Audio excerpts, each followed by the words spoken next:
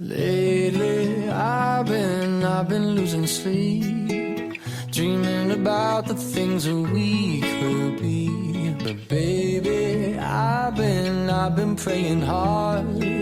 Said no more counting dollars, we'll be counting stars. Yeah, we'll be counting stars.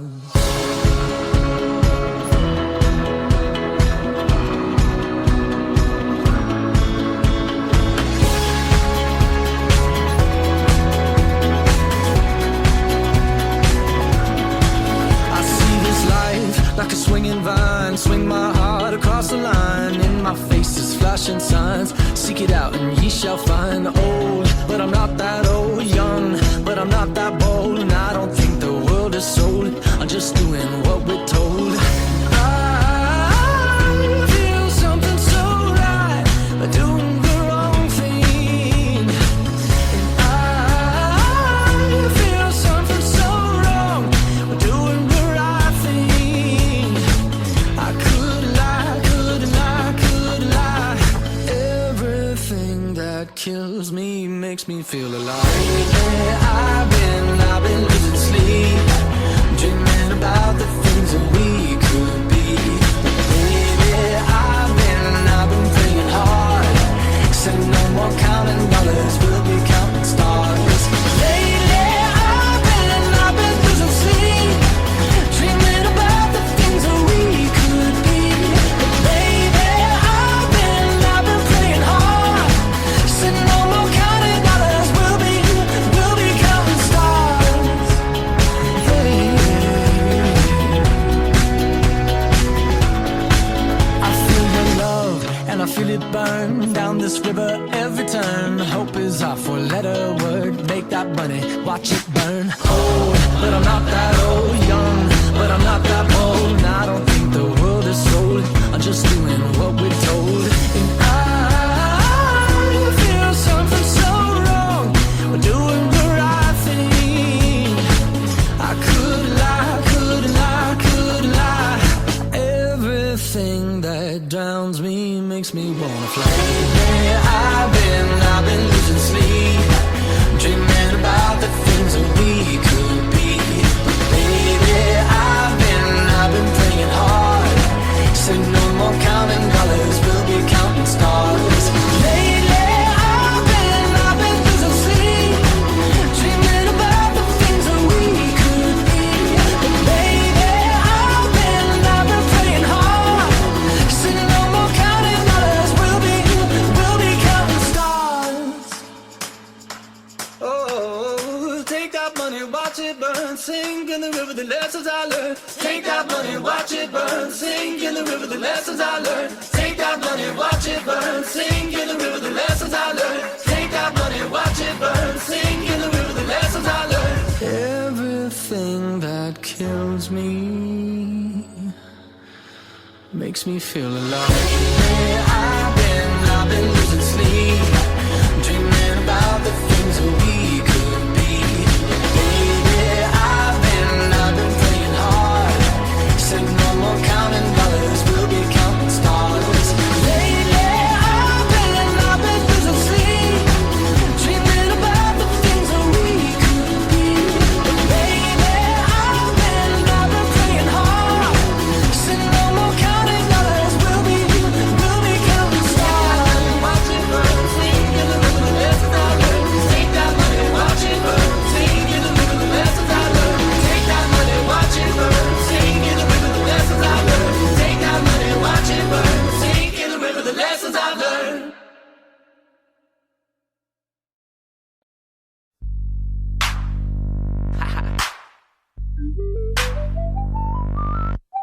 Everybody said you better stay in school, get a real job, boy, don't be a fool. Burn that guitar, you can never be a star. I can, so 1,000 disbelievers couldn't keep me on the ground. I've invented a momentum that'll never slow me down. I believe it cause I feel it and I shout it out loud. I can, so everybody said, boy, don't go any higher. I can do anything, ever push the limit and don't play with fire.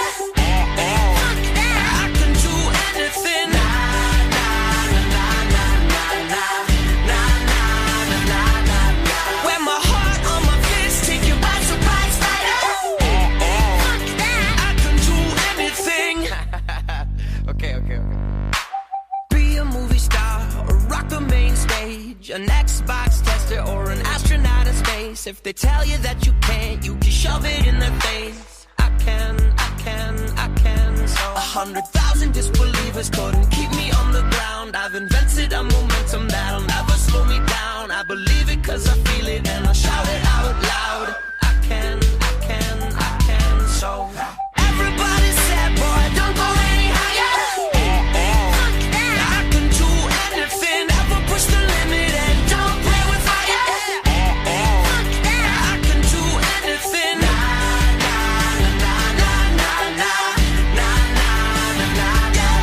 Wear my heart on my fist, take you by surprise, fighter. I can do anything.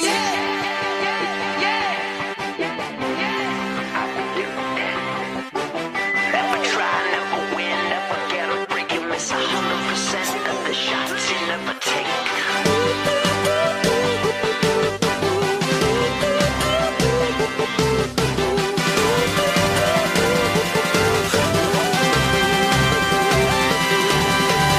Everybody said, boy, don't go any higher.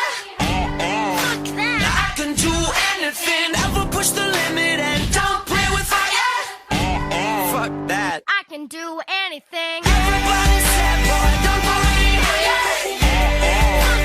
I can do anything, ever push the limit and don't play with fire. I can do anything.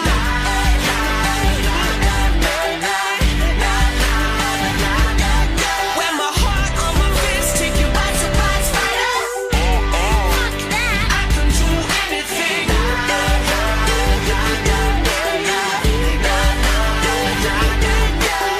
Everybody said, boy, don't go any higher. I can do anything.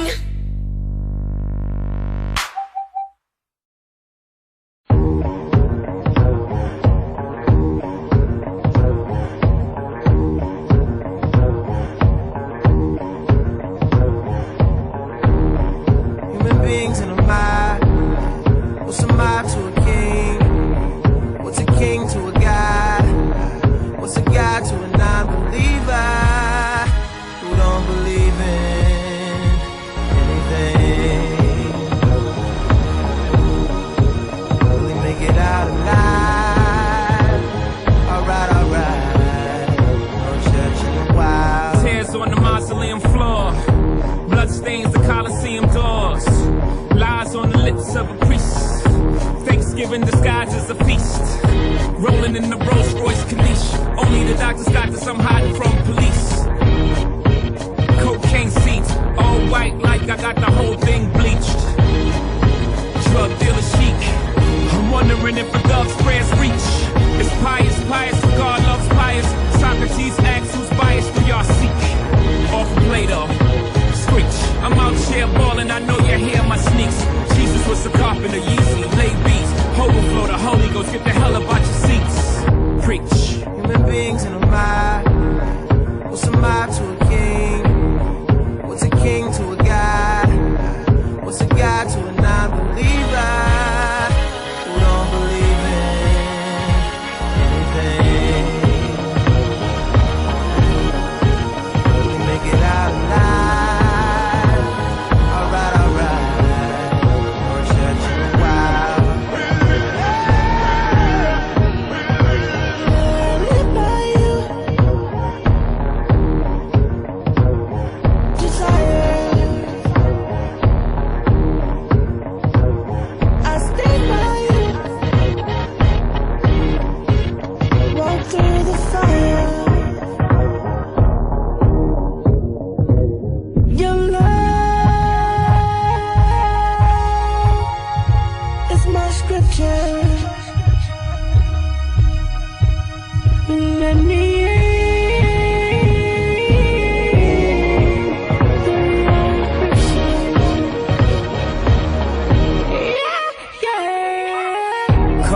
Black skin made a stripe like a zebra. I call that jungle fever. You and that control the threesome. Just roll the weed up until I get me some. We formed a new religion. No sins as long as there's permission. And deception is the only felony. To never fuck nobody without telling me. Sunglasses and Advil. last night was mad real. Sun coming up 5 a.m. I wonder if they got cabs still. Think about the girl in all leopard who was rubbing the wood like Kiki Shepard. 2 tattoos, 1 red, no apologies. The other said love is cursed by monogamy. That's something that the pastor don't preach. That's something that a teacher can't teach. When we die, the money we can't keep, but we probably spend it all cause the pain ain't cheap. Preach. Human beings in a mob. What's a mob to a king? What's a king to a god? What's a god to a non-believer who don't believe in anything? Will we make it out alive? Alright, alright. No church in a while. No church in a while. No church in a while.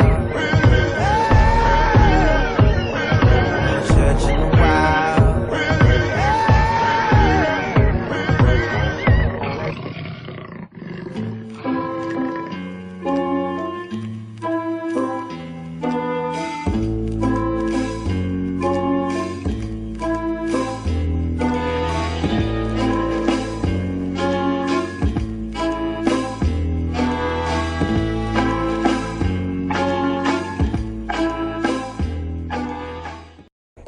Holy fuck.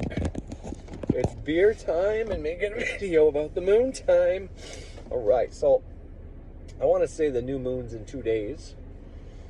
So let's talk about new moon and full moon and what it means.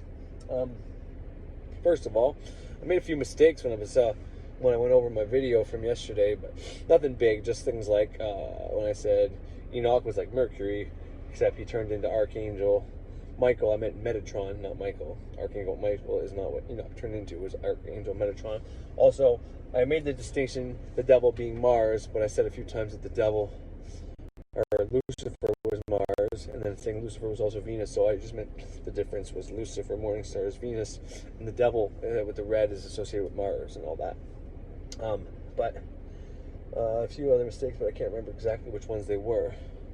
But nonetheless, I want to talk about the moon, and I've said this before, but maybe not into depth, and maybe not so much the the different polarities of the moon waning and waxing phases. Now, the moon is a gauge, okay? So, the way I use the moon, all your magic goes through the moon. I don't care. I don't care what people say. I don't care what people think. I don't care about anything. Your magic goes through the moon. Why? The moon symbolizes your subconscious mind. Okay? Well, why does that matter? And why does the moon phases matter? Well, because when the moon is waxing, it is coming to full brightness. And as soon as it becomes a full moon, you are at full power, full strength to manifest. That's why in Aradia, Gospel of the Witches, it says, best it be when the moon is full, you will go to a desert place and adorn her beauty. Best it be when the moon is full. Ask for whatever you want once in a month, okay? You ask for what you want, something to come to you when the moon is full. Now, the other spectrum of that, the other side of that, is when the moon is waning. Now, you can say, okay, well, that means we got less power, and that's true. So, the less shine the moon has, the less power you have to call something to you. You can still call stuff to you, but you're not at full power, you're not at full strength. Let's pretend it's a video game, and that's your meter, that's your guide, okay? So when it's building up to full, whenever it's a full moon, you can banish stuff away, but you got to do it in the right way. You got to use your words correctly. You got to basically call something to you while banishing something is one way of doing it, by creating a habit out of a habit, but being clever with your words, being a wordsmith, bending the words to do your will, and not being subjugated to the words, being one of these people that are going to be ruled by the stars, and not using the stars to your benefit, and not necessarily ruling the stars, but using them in a way that benefits you. So, when there's light on the moon, see right now, I think we're 2 days before the new moon, potentially. And this is why they say when the moon is void of course, to not do magic. The moon's not even there. The moon is catching up. So we are circling the sun, right? Technically, we go void of course, I forget for the period of time. This is why they said 364 days in the Book of Enoch. Well, this is why we have that extra day. And why sometimes we have an extra day coming in February because we have that extra time catching up to the sun. I won't get into all that, but basically what you need to remember is the sun is going through space, let's say in a linear fashion. This is just an example. I've never been to space. I don't know. This is how it was explained to me, and it makes sense, but it doesn't mean it's the model to use. I'm not saying that the Earth isn't flat or is. I have no idea. I like the flat model. If I had a choice of what I wish the world would be, I would say we're in a firmament that isn't like a flat plane, but like kind of like, you know, if you watch the Thor movies, like Asgard, how it looks. You know what I mean? Something like that. And all the 9 realms would be something like that. That's what I would pick. But I don't get to pick what the world is.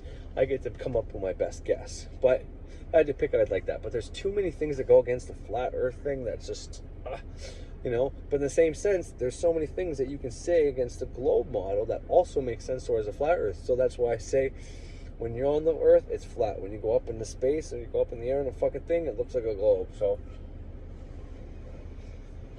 but anyways, besides all that shit, okay, so when the moon is void, of course, we don't do magic because the moon's not here for your magic to go through. So you're aiming your magic at nothingness, okay? You're not hitting that Sephiroth, that the moon. You're not getting it to the astral plane. The moon filters everything. It's if you can't get it through your own subconscious mind, which is the moon, if you can't get your magic into your subconscious mind, well then it's not going to work. So when the moon's void, of course, think of it as your subconscious mind.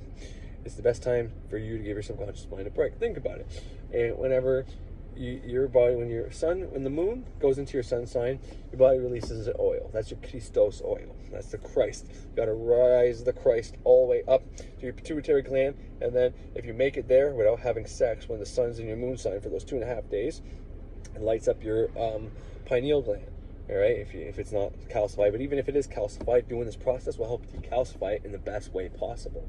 You don't even, my water is all reverse osmosis, and I use salt water, pink Himalayan sea salt, all alkaline water, which also helps decalcify my pineal gland. I eat bananas and I don't know what's that, pineapples. Pineapples are absolute. I treat my candles.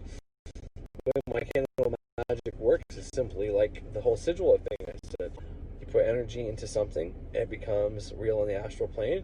And when the candle burns out, well, you no longer have that statement of intent or that sigil that you have, right? It's now gone. So you got rid of your physical representation of what you wanted. So then it's created in the astral plane, so it has to filter down to you. That's why candle magic works so well. That's why I use candle magic for everything, basically, right now.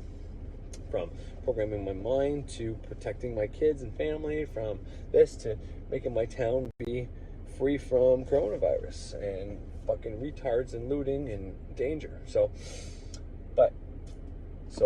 the sun's going this way. I'll just stay on task. The sun's going this way, and we are circling the sun. So what happens when the sun goes like this and we're on the ass end? Well, it's catching up. See, we're going the opposite way, right?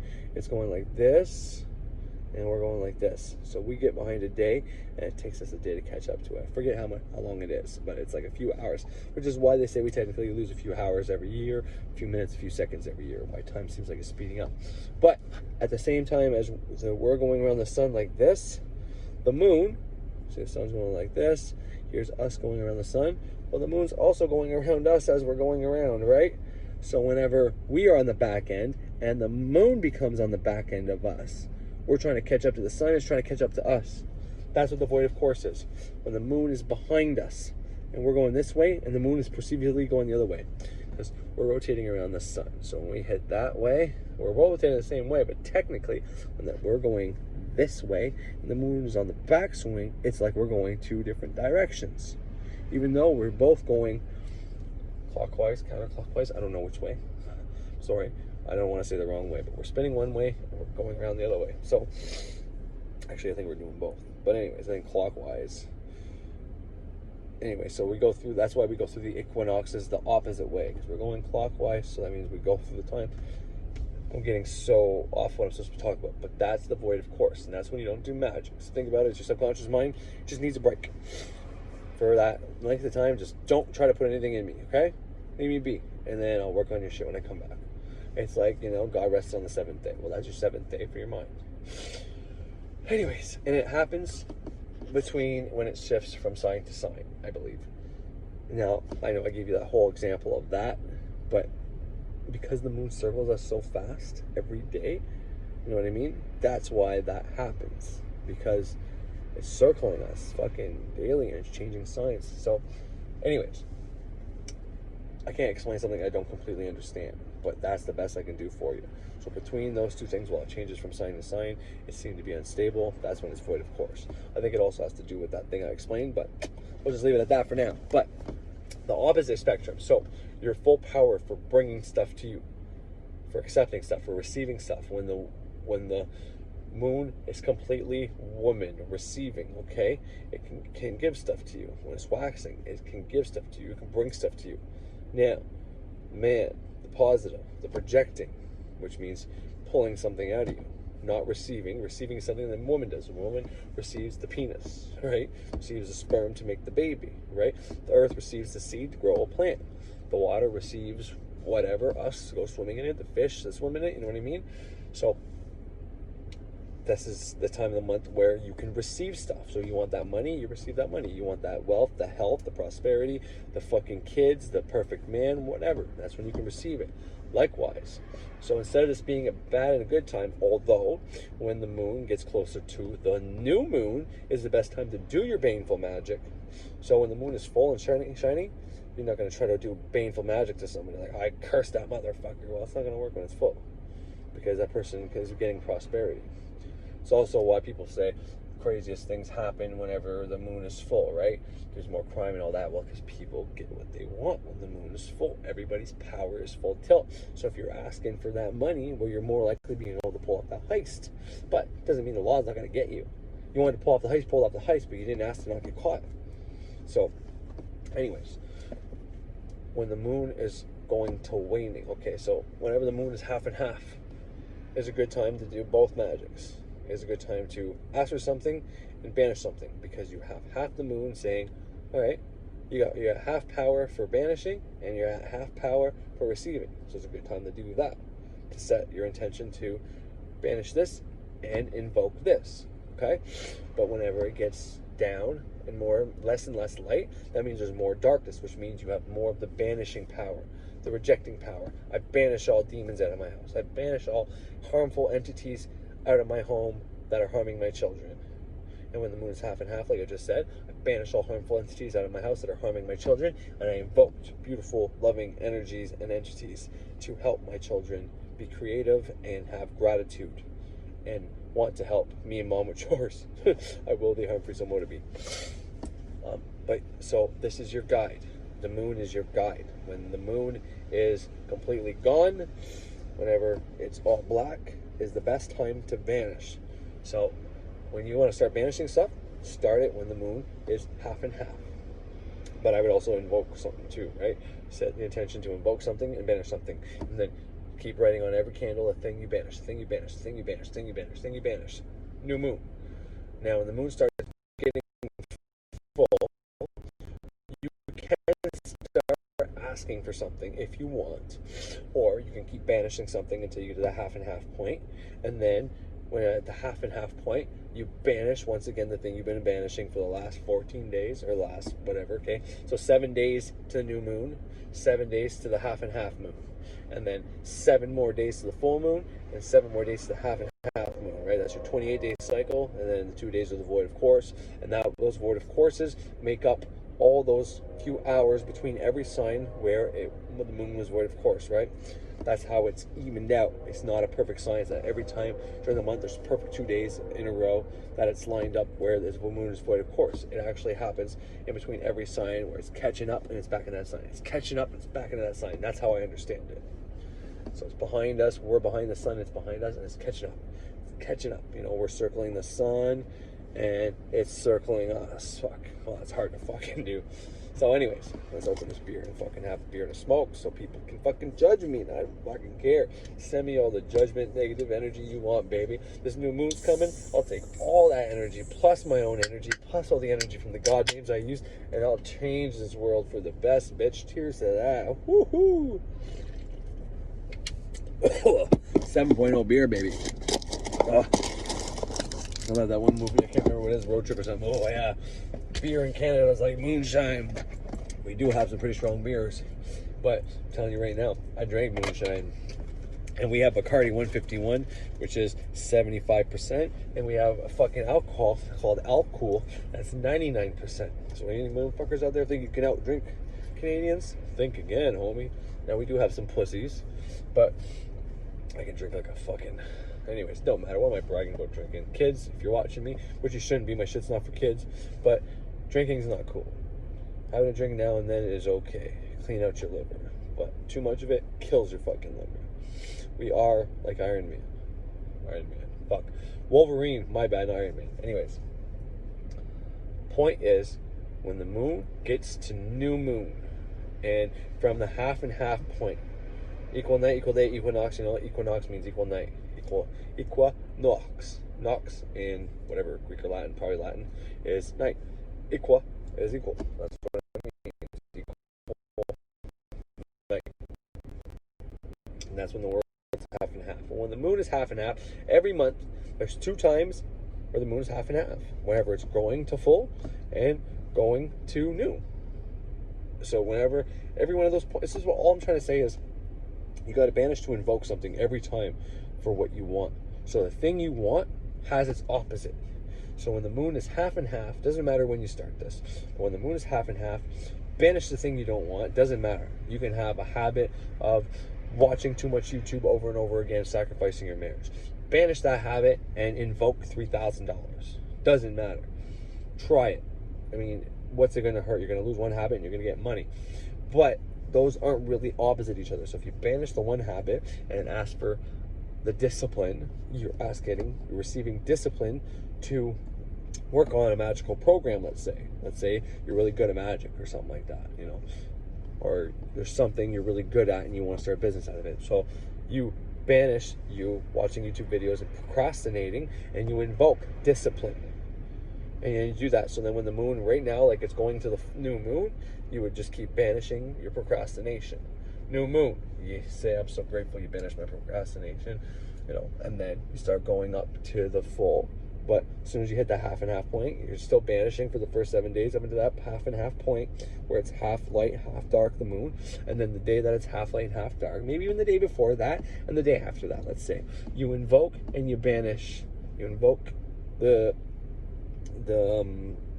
procrastination and watching too much YouTube and not getting anything done, and then you invoke the discipline to get the project done, the book done, the whatever you need to get done, and then all the way to the full moon, you keep fucking invoking that you're so grateful that you got your book done, that you have discipline to get your book done, and then at the full moon, you thank fucking Arabia and Diana, great Diana, and all her beauty that you fucking got that, and then you offer the candle to the waning moon whenever you're banishing, and the candles to the waxing moon. And every one of those candles for the 28 days might cost you some money, but you can break little candles in half and make a sigil of this statement of intent, and do that every day on that little piece of candle. If you want, you grab one of those big long taper candles. You get a pack at the dollar store for $4 here in Canada of 15 fucking candles, right? 2 of those cost you $8, and you can fucking, but if you got the one pack, you can break those fucking 15 in half, and you got a candle for 30 days. $4 for 30 days ain't fucking much, man. But you don't even need to do that. I've shown where you can take a piece of wax, light that bitch on fire, and put your intent on it. You got some paper with it, you write your statement of intent on a piece of paper, and then you make a sigil out of that, and you carve that on that wax. You wrap that piece of paper up with that piece of wax inside your fucking cauldron, you light that bitch up. There's your first fucking spell done.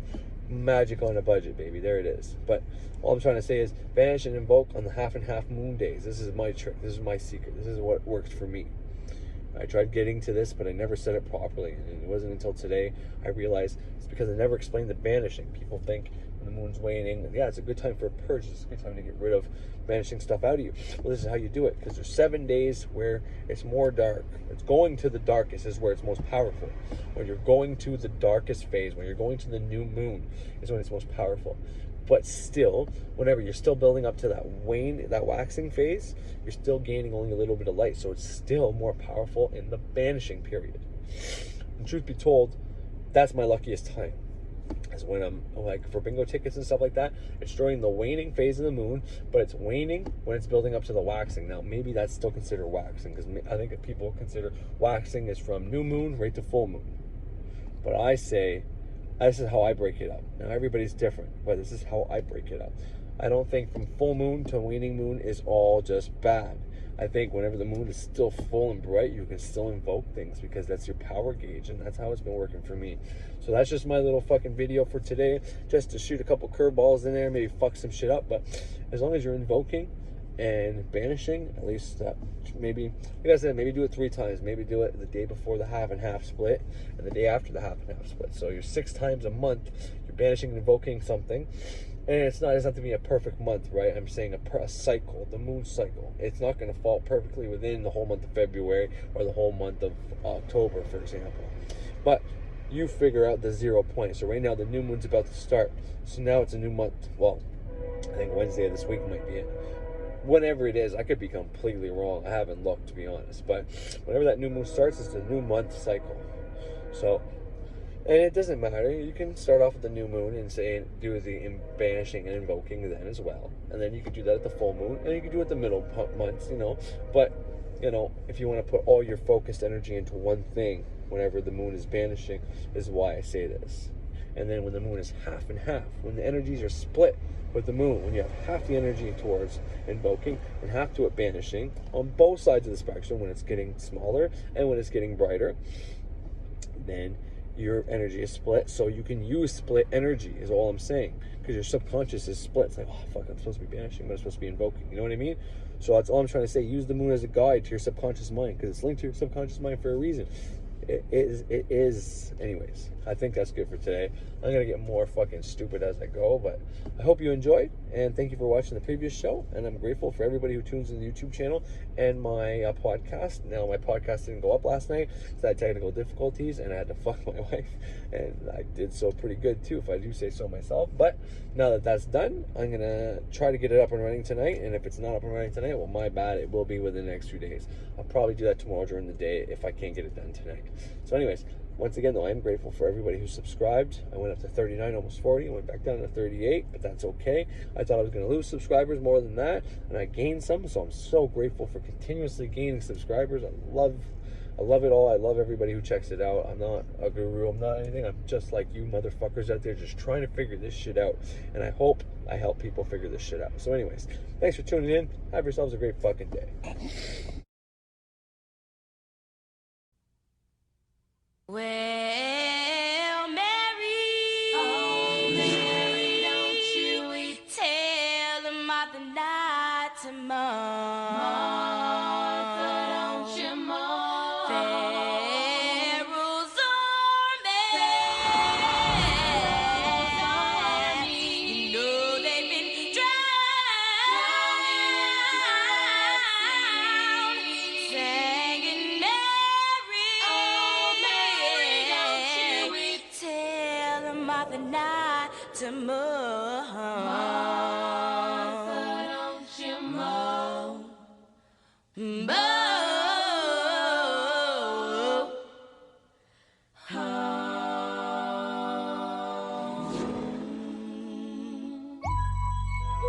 Boom, boom, boom, boom, boom, boom, boom, boom, boom. Now tell me what you gonna do when it ain't nowhere to run. When judgment comes for you, when judgment comes for you. Tell me what you gonna do when it ain't nowhere to hide. When judgment comes for you, 'cause it's gonna come for you. Looking at for water, easy season for Charlie. Little boo boo guy's got him, and I'm gonna miss everybody out of rolling flow. Okay, look at the one flag and play for dust, and they play too deep for beach side. Little legs I got to be. Tell me your feature deceased with it, please. Marry me by my grand, new way you can go follow God bless you, working on a plan to heaven. Follow the Lord on 24/7 days. God is who we praise, even though the devil's all up in my face, but He keeping me safe and in my place. Say grace to the gates of race, without a change to face the judge, and it gets my soul will buzz. Grudge because there's no mercy for thugs. Ooh, what can I do? It's all about the family and how we grow. Can I get a witness? Let it unfold. We live in our lives, so we turn our soul. Hey, hey. And we're praying, we're praying, we're praying, we're praying. Every day, every day, every day, every day. And we're praying, we're praying, we're praying, we're praying. Still with laces. Now follow me, Rosto. Weather is tolerant, savage. Let's go take a visit to the people that's long gone there. While he's a terrible. Instead of keeping up with family, exactly. exactly how many days we got lasting. While you laughing, we're passing the way. We gonna rest our souls, cause I know I'ma meet you up at the crossroad. Y'all know if I ever got love with them both thugs, baby. This long gone, really wish you could come home. But when it's time to die, gotta go bye-bye. All the little thug could do was cry. Why they kill my dog? Yeah, man, I miss my Uncle Charles, y'all. And he shouldn't be gone in front of his home. When they did, the boo was wrong. Who's so wrong? Gotta hold on, gotta stay strong. When it comes, better believe on. Gotta show that you can lean on. And we pray, we pray, we pray, we pray. Every day, every day, every day, every day. And we pray, we pray, and we pray, and we pray. Every day. See you at the crossroads. See you at the crossroads. See you at the crossroads.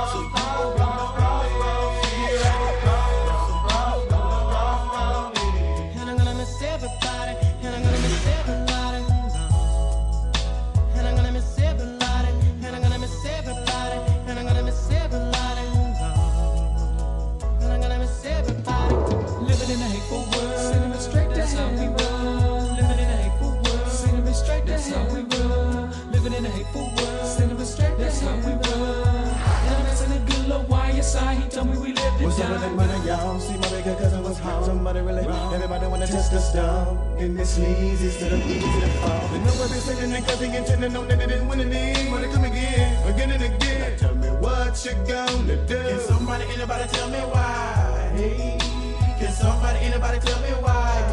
We die. I don't wanna die. So wrong. See you at the crossroads, so you won't be lonely. So you won't be lonely. See you at the crossroads, so you won't be lonely. See you at the crossroads, so you won't be lonely. See you at the crossroads, so you won't be lonely. See you at the crossroads, so you won't be lonely. See you at the crossroads, so you won't be lonely. See you at the crossroads, so you won't be lonely.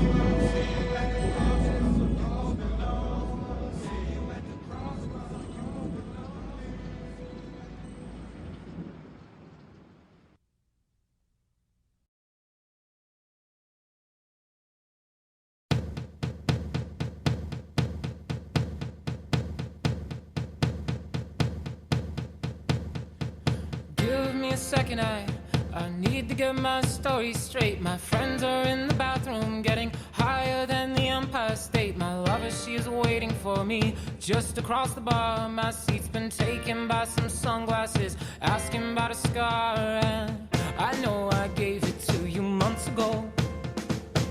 I know you're trying to forget, but between the drinks and subtle things, the holes in my apologies, you know, I'm trying hard to take it back. So if by the time the bar closes and you feel like falling down, I'll carry you home tonight. We are young,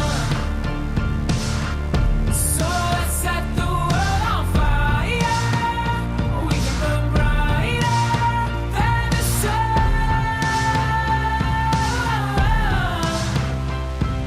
tonight. We are young, so let's set the world on fire. We can burn brighter than the sun. No, I know that I'm not all that you got. I guess that I just thought maybe we could find new ways to fall apart. But our friends are back, so let's raise it down. 'Cause I found someone to carry me home tonight. We are young, so let's set the world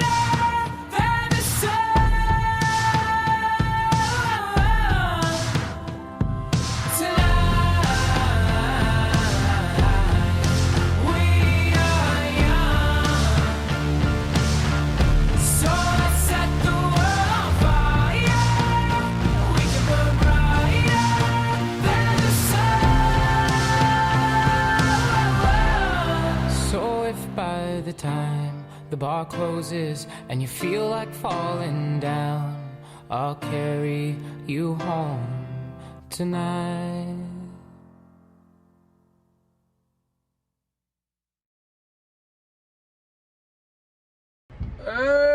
Hey, it's almost beer and witchery time. But yeah, I'm gonna start doing my thing there in a few minutes. And what I mean by my thing is talking about magic and witchcraft and having a beer like I've been doing. See, hence the little fucking beer gut I got going on here. Son of a bitch, man. Going from looking like a fucking drug addict to a fucking alcoholic. It's awesome. Fuck yeah. But beer's vegan, so fuck them. Anyways, what's going on? What you been up to? This fucking smoke. Hold on. Anyways, what's going on? What you guys been up to? Since like 2 nights ago. Bitch next to me look at me like I'm crazy. Bitch, you don't watch YouTube? Who the fuck is you then? I don't give a shit. I don't care what people fucking think. There's some fucking Hulk Hogan shit going on with some fucking chin strap fucking shit going on here. Hey, holy shit. I'm in a good mood. Lately, I'm always in a good mood. I love it. It's hard to believe that end of June, not that long ago, it was like my marriage was almost over, or seemed like we might be over, and then now it's like, I couldn't imagine a day without my wife, and you know, I couldn't imagine being back to where we were, or even the way it was before that, you know, me just going to work every day and just fucking, you know, getting through my fucking shift and waiting to come home just to go to bed, and then the only joy I got was when I made a video, and then on the weekend I would have a little bit of good times with my wife, but not too much, and we'd always be separated and pulled different directions, and I'd stay home and she'd do something, or she'd stay home and I'd be doing something with the kids, and it was brutal. And now we're in this like fucking such perfect spot, and it's kind of what I want to talk about. And I recorded a little something from our good friend and mentor, Frater Xavier, and we are going to talk about what he was saying in his Libra lawyer video. And I'll play a little bit for you here, and then I want to go over it using, I guess, potentially my wife in my life as an example about Libra shit and it being a mirror. I'm not going to play the whole video, but you should definitely check it out. All his astrology videos, and this one I like. I can't say the best, but probably the best, because of the simple fact that there's my tricep, there's my bicep, sorry, anyways, there, I'll keep flexing the tricep, but the bicep needs a little bit of work. There, it looks a little bit better like that. There we go. Well, anyways, I don't even work out. Just kidding. I like it because it's his first one about opposites. So the way he went about teaching astrology, he's not doing it like the astrologers do, and I got nothing against astrologers. I listen to a bunch of them. I have my 3 favorites that I've mentioned here, and I've got a few others now that I also listen to, just because I listened to 1 or 2 videos on specific topics, and it was great info. So yeah, anyways, but this is the first video he talks about opposites, and I really enjoyed it. So yeah, I'm going to play it first for you right now, and then I'll be back, and then once I come back, we're going to talk about it. So yeah, reflection. Cool. Don't blame the mirror for reflecting who you are. I am. When we have relationships with Libra, Aries is independent, Libra is dependent. Aries is the god of war. We have a pair of opposites. Gives it a more masculine quality. And again, I'm not talking about anybody in particular. This is just the sign itself. Now, the element of air correlates to thought. So cardinal air would be the beginning of thought, the beginning of reason. We're beginning to rationalize.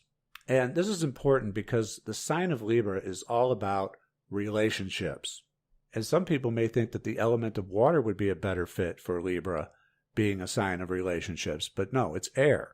Because how are you going to have a relationship if you can't reason with one another, if you can't rationalize with one another, if you can't intellectually work things out, there is no partnership. Okay? Libra is the first sign to come along that is opposite to another sign. So we've gone through the first 6 signs, and now suddenly we have a pair of opposites, Aries and Libra, which are ruled over by Mars and Venus, male and female. And that is the pairing.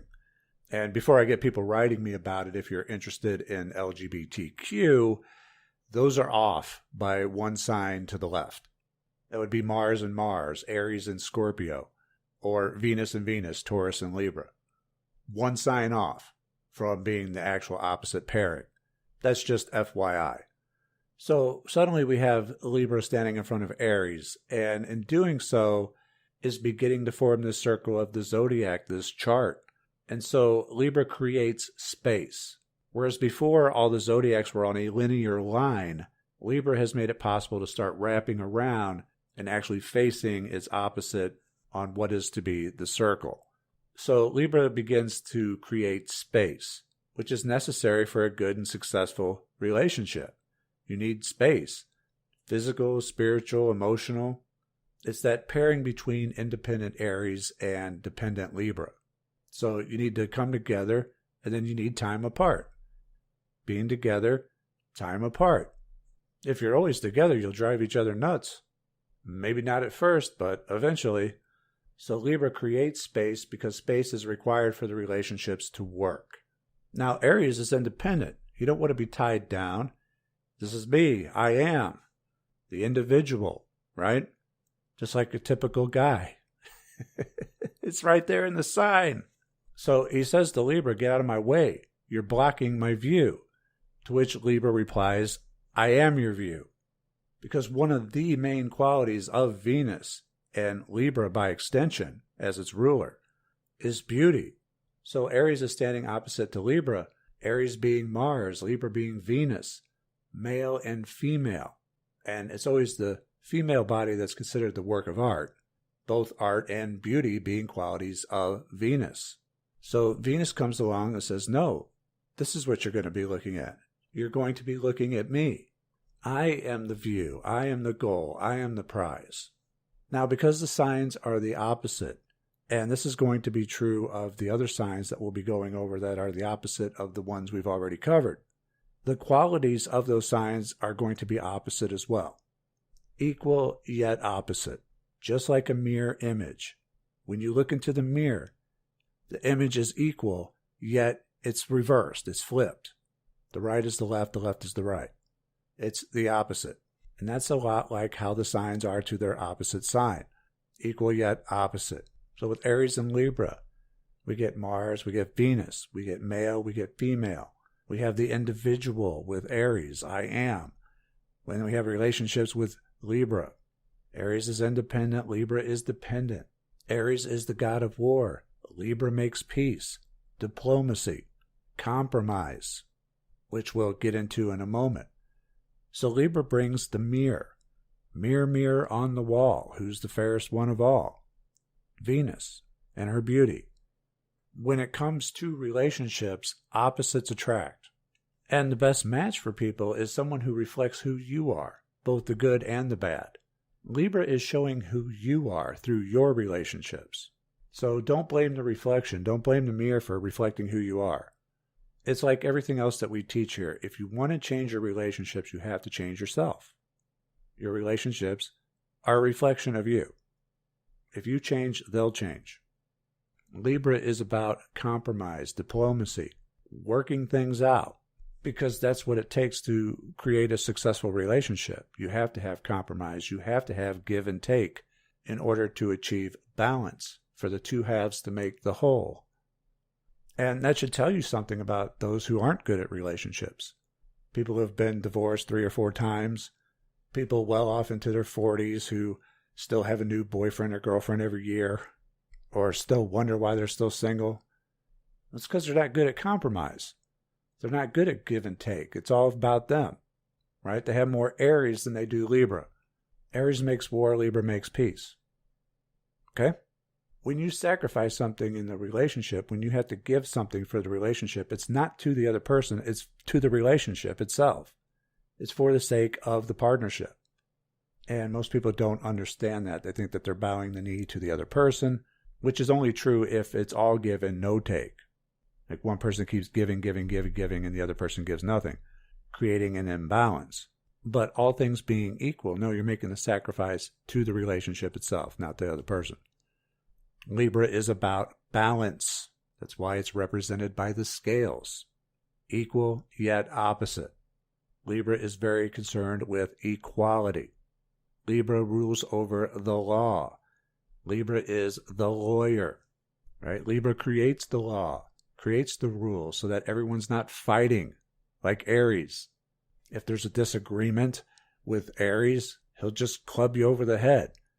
But Libra's like, no, we're not going to do that. We're going to take the dispute into a court of law, and we're going to even things out. Aries will physically fight you. Libra will fight for you by representing you in court. And you're not supposed to represent yourself in court. You're supposed to have someone on your side, a partner that is to represent you, to be a reflection of you and your interests. So Libra being cardinal air, one of the first things it thinks is, how do we keep people from hurting each other? How do we go from what's essentially the Wild West to a civilized society and prevent crime, keep people from doing whatever it is they want to do that would cause others harm? And so Libra creates the law, which is meant to prevent crime. And the Libra lawyers fight for you in court to avoid physical conflict, to avoid shedding blood, as war is the way of Aries, not Libra. Libra is diplomacy, working things out with your fellow man, other nations, etc. We're going to talk it out. We're going to even things out on the scales. Aries doesn't like to compromise. Aries is all about the self. It's his way or the highway. Or war. And in the way of Aries, it's really survival of the fittest, because only the toughest, strongest people are going to get their way. But then Libra comes along and says, no, we're not going to do it that way to where only the strongest win. Instead, we're going to have an enforceable law of an eye for an eye and a tooth for a tooth, so that it all evens out.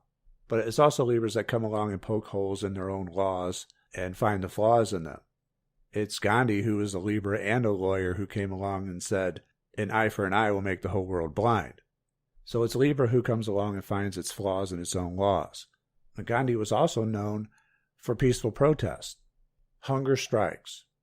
He was fighting through peace, fighting by not fighting, passive resistance. John Lennon, another person who has a sun sign in Libra, came along and said, give peace a chance. Now both Lennon and Gandhi were killed, shot dead, by Aries. Aries is violence. Aries doesn't want peace. Doesn't want peace spread everywhere. Aries wouldn't have anything to do if that happened. So by trying to spread peace, they've openly declared themselves as the enemy of Aries. Libra is the sign of open enemies, meaning enemies that are not hidden to you, ones that you actually know about, because that's another type of relationship. It's just one that's not on good terms. Libra does not really make the distinction between your best friend and your worst enemy, a lover or someone who hates you. They're both relationships to Libra. They're both equal, yet opposite. Being the sign of relationships, Libra also rules marriage. And marriage is a legal contract. It's a partnership bound by law. And the law is concerned with justice and fairness. The word fairness, by the way, can mean both equality and beauty. And beauty is often characterized by symmetry. Symmetry is a balance between two halves, two sides, two opposites. Libra rules over symmetry, which is balance. And it's said that the more beautiful someone is, the more symmetry, the more Libra they have in their face. They're Aries. Aries rules over the face. Oh, dude, you're blowing my mind. Now, the Hebrew letter associated with Libra is Lamed, which is the middle letter of the Hebrew alphabet, right in the middle, in perfect balance. It's also considered the most beautiful of the Hebrew letters, and it means to learn and to teach. which is what you do in a relationship. You're always learning from each other. You're always teaching each other, healing and being healed by each other. It's always a give and take. If you're always giving or always taking, that's not a real relationship. That's something dysfunctional. And unfortunately, there's a lot of that in today's world too. But no matter what kind of relationship that you have, they only continue as long as your partner and you are both reflected in each other. And this goes for business partners as well. Libra just isn't about romantic relationships. It's about partnerships of all types. Okay? So now that we have our first pair of opposites, along with that comes choice, decision making. Libra rules over decisions. One or the other, the two sides of the scale, weighing both options, which is exactly what a court of law is for, so that a judge or a jury can make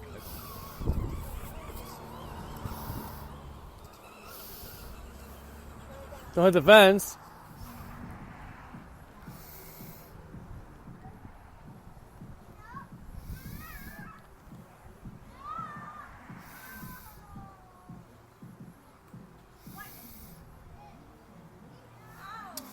That's my 3 kids playing outside at about 8:30 at night on a school night. 3, 9, 12 years old. Pretty big gaps between all of them. I love them. Sorry, this is how I keep them safe. Let them play. Let them know that the world isn't ending. 'Cause even if the world is ending and going to shit and we're all going to die, or they're going to fake an alien invasion, or they're going to fucking do something stupid, or shit's about to hit the fan, or fucking some gods are coming back to kill us all, whatever the case is, I ain't telling them about that. I ain't about to walk around all fucking worried. That shit don't exist in my realm, because guess what? If those gods do come back, they're gonna fucking high-five me, like, you're the only motherfucker that kept it real, dog, while everybody else became a victim and played around and whined and bitched and tried to use it as an excuse to fucking get free shit, while you actually took care of your family and did what was right by them and put them first. Fuck. And they'll high-five me, and then I will be on the right hand of the gods. And you other fuckers will burn. Holy fuck, I'm getting a little too intense. Maybe I shouldn't have a beer. Alright, my peoples, what the fuck is up? So, yeah, I'm getting a little intense there with the kid shit. Yeah, that's a little stupid, the way the light is. Anyways, getting a little intense there with the kid shit, but seriously, I truly think that. I think that if any gods are going to be coming back, bud, I'm getting fucking high-fived, and y'all are getting fucked. Seriously, you're all getting fucked. I'm gonna be A-okay. But none of that shit is gonna happen. Here's the thing. Here's what I know. The more people focus on that shit, the more likely it's to happen.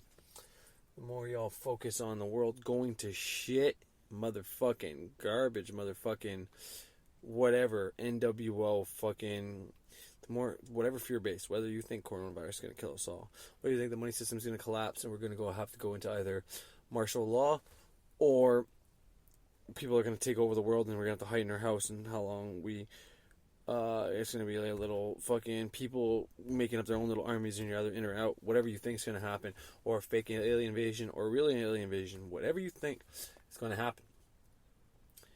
The more you focus on that, the more you watch shit that says that is going to happen, the more likely you are to bring that into existence. It seriously is how it works.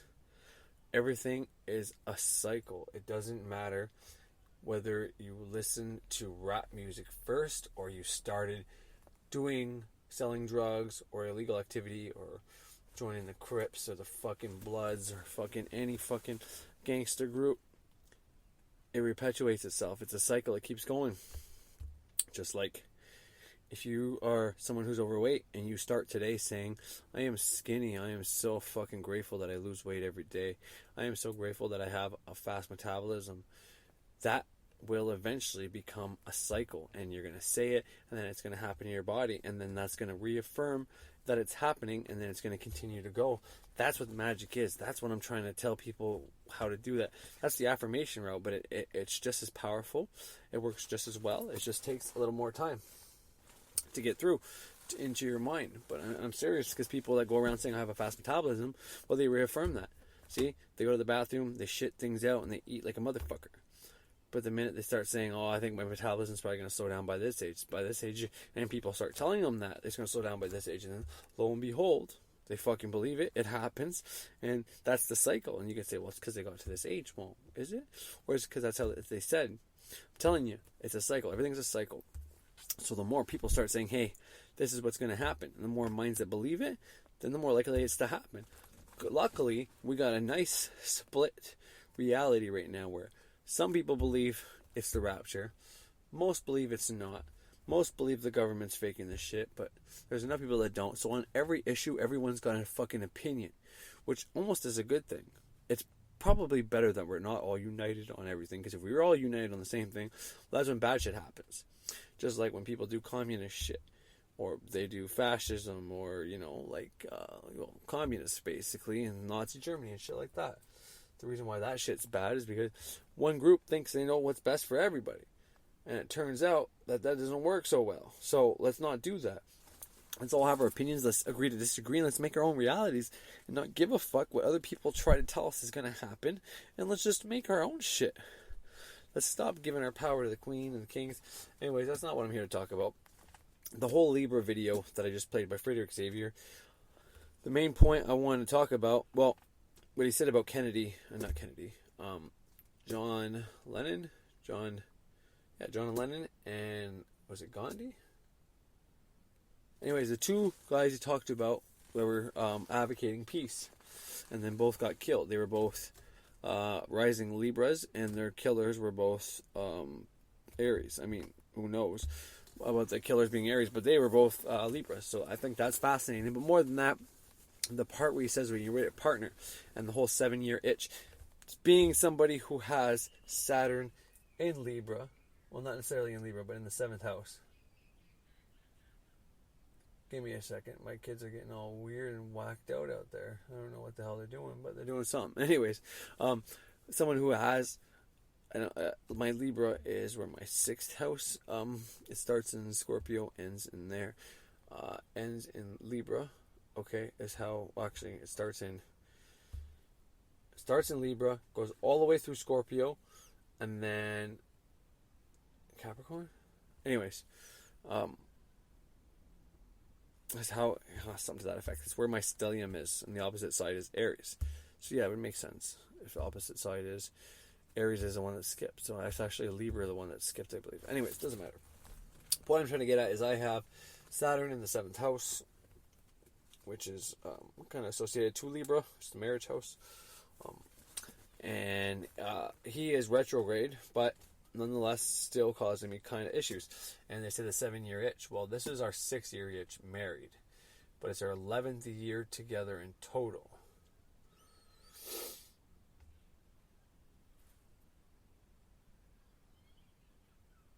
Sorry, I might have to pause this and go take a look at something.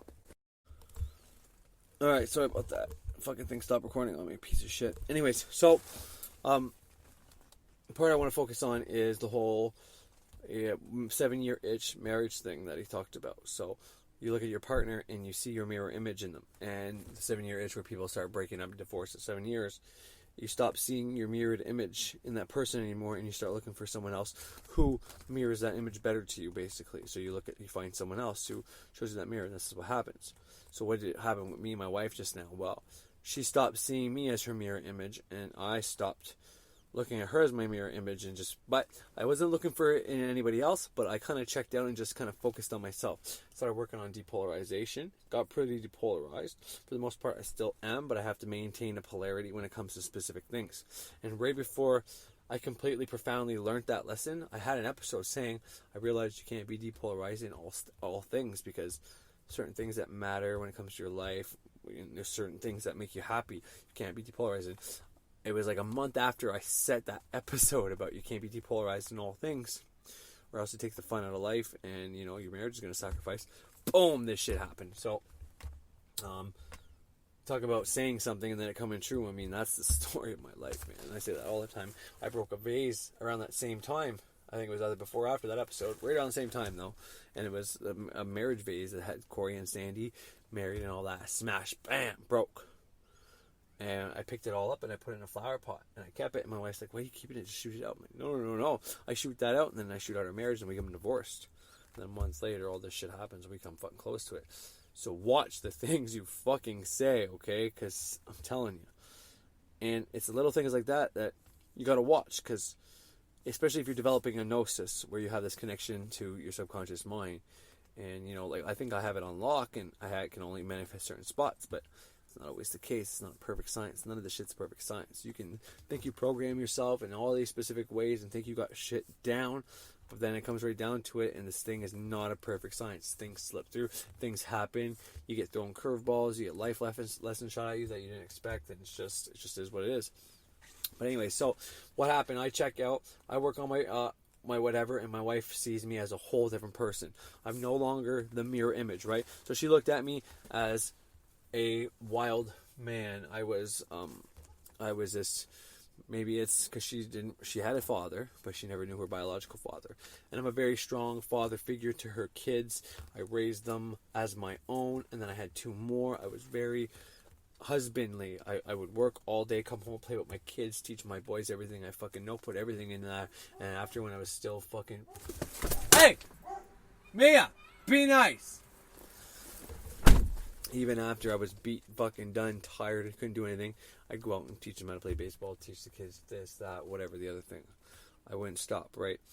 And I was always doing that. And then all of a sudden, I had my awakening, and 4 years ago.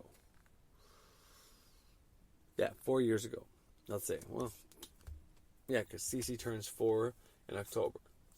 I think it's a bit before she was born. Well, my wife was pregnant for her, so maybe closer to 5 years ago, but definitely 4 years ago, I had my awakening. I'm going through my Saturn chakra opening, which is my fear-based media stage, and everything is all fucked up, and I'm thinking Illuminati are coming to eat my babies. I think all the royals are fucking either reptilians or aliens or reptilian aliens, and I am fucking hearing things. I'm thinking I'm a targeted fucking individual. I'm thinking every star in the sky is a fucking whatever. I'm even more scared of spirits than ever. I'm thinking every time I threw up the fucking metal sign, I was calling in Satan into my being. I'm thinking about running to Christ, all this shit, right? And then I find that video by Higher Self. Are you one of the 144,000 prophesized light workers that will change the world? And boom, I hit New Age and Law of Attraction like a fucking ton of bricks. And I changed everything. And I was no longer really Christian. And then I got into the magic, which made it even worse. And then my wife is looking at me like, who the fuck is this man? This is not the man I married. The man I married was someone who believed in God.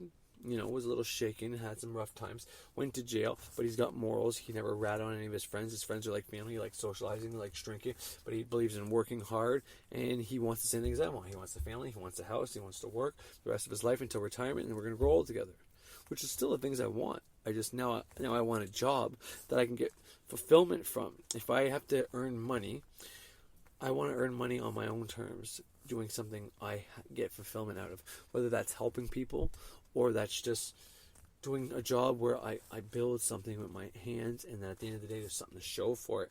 And, you know, whether it's building it for unprivileged people or it's just a roofing company that, you know, builds roofs for people who get government grants because they don't have much. You know, I don't care. I want to do something that I'm helping somebody with, you know.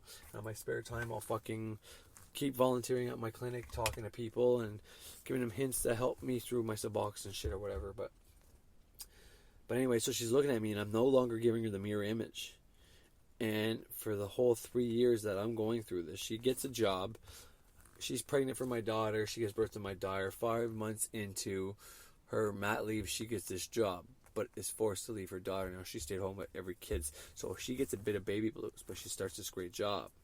And she starts this great job while I'm changing, making it hard on her. We start fighting a little bit after Cece's at the year mark. She becomes on the processing team, a job she earned, she worked hard to get, and she was damn good at. But then the next year after that, we're still fighting, more frequent. But, you know, and then she loses that job. So she's looking at me. I'm not the man she thought. I'm not mirroring that image to her anymore.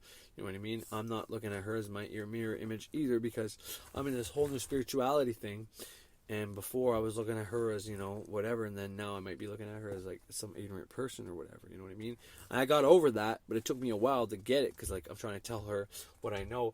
Why doesn't she just grasp it? But it reminded me, everybody wakes up their own pace. It has to be done their own way. You can't help someone wake up. You know what I mean? Like, people seek you out for your knowledge, that's different. But to try to force feed it to somebody, not going to happen. So I finally realized that. But it took me a while. And then that's whenever she wasn't mirroring my image. And then when I finally got back on board with that, it was okay. But this whole mirrored image thing, it really is what happens whenever you stop looking at somebody as your better half. You know, I'm the drug addict, she's a square edge, she's a great parent. I don't think I'm half as good as a parent as her. So I look at her as my opposite, my stronger half. That's my mirror image that I'm looking at, you know. In the mirror, we both project each other, but mine is the opposite side, right? I'm fucking the left hand, the fucking devil. She's the fucking angel. And she's probably either looking at the opposite way. Maybe she's looking at me like, you know, I've got life experience, I've done all this shit, I'm a hardworking man. Maybe she's aspiring to be similar to me. Maybe there's something, I don't know what she saw in me, because she's damn near perfect in my eyes, but she saw something in me, and she was no longer seeing that. She was seeing a guy who wasn't willing to work hard for his family anymore. That's what she thought anyways, which wasn't the case.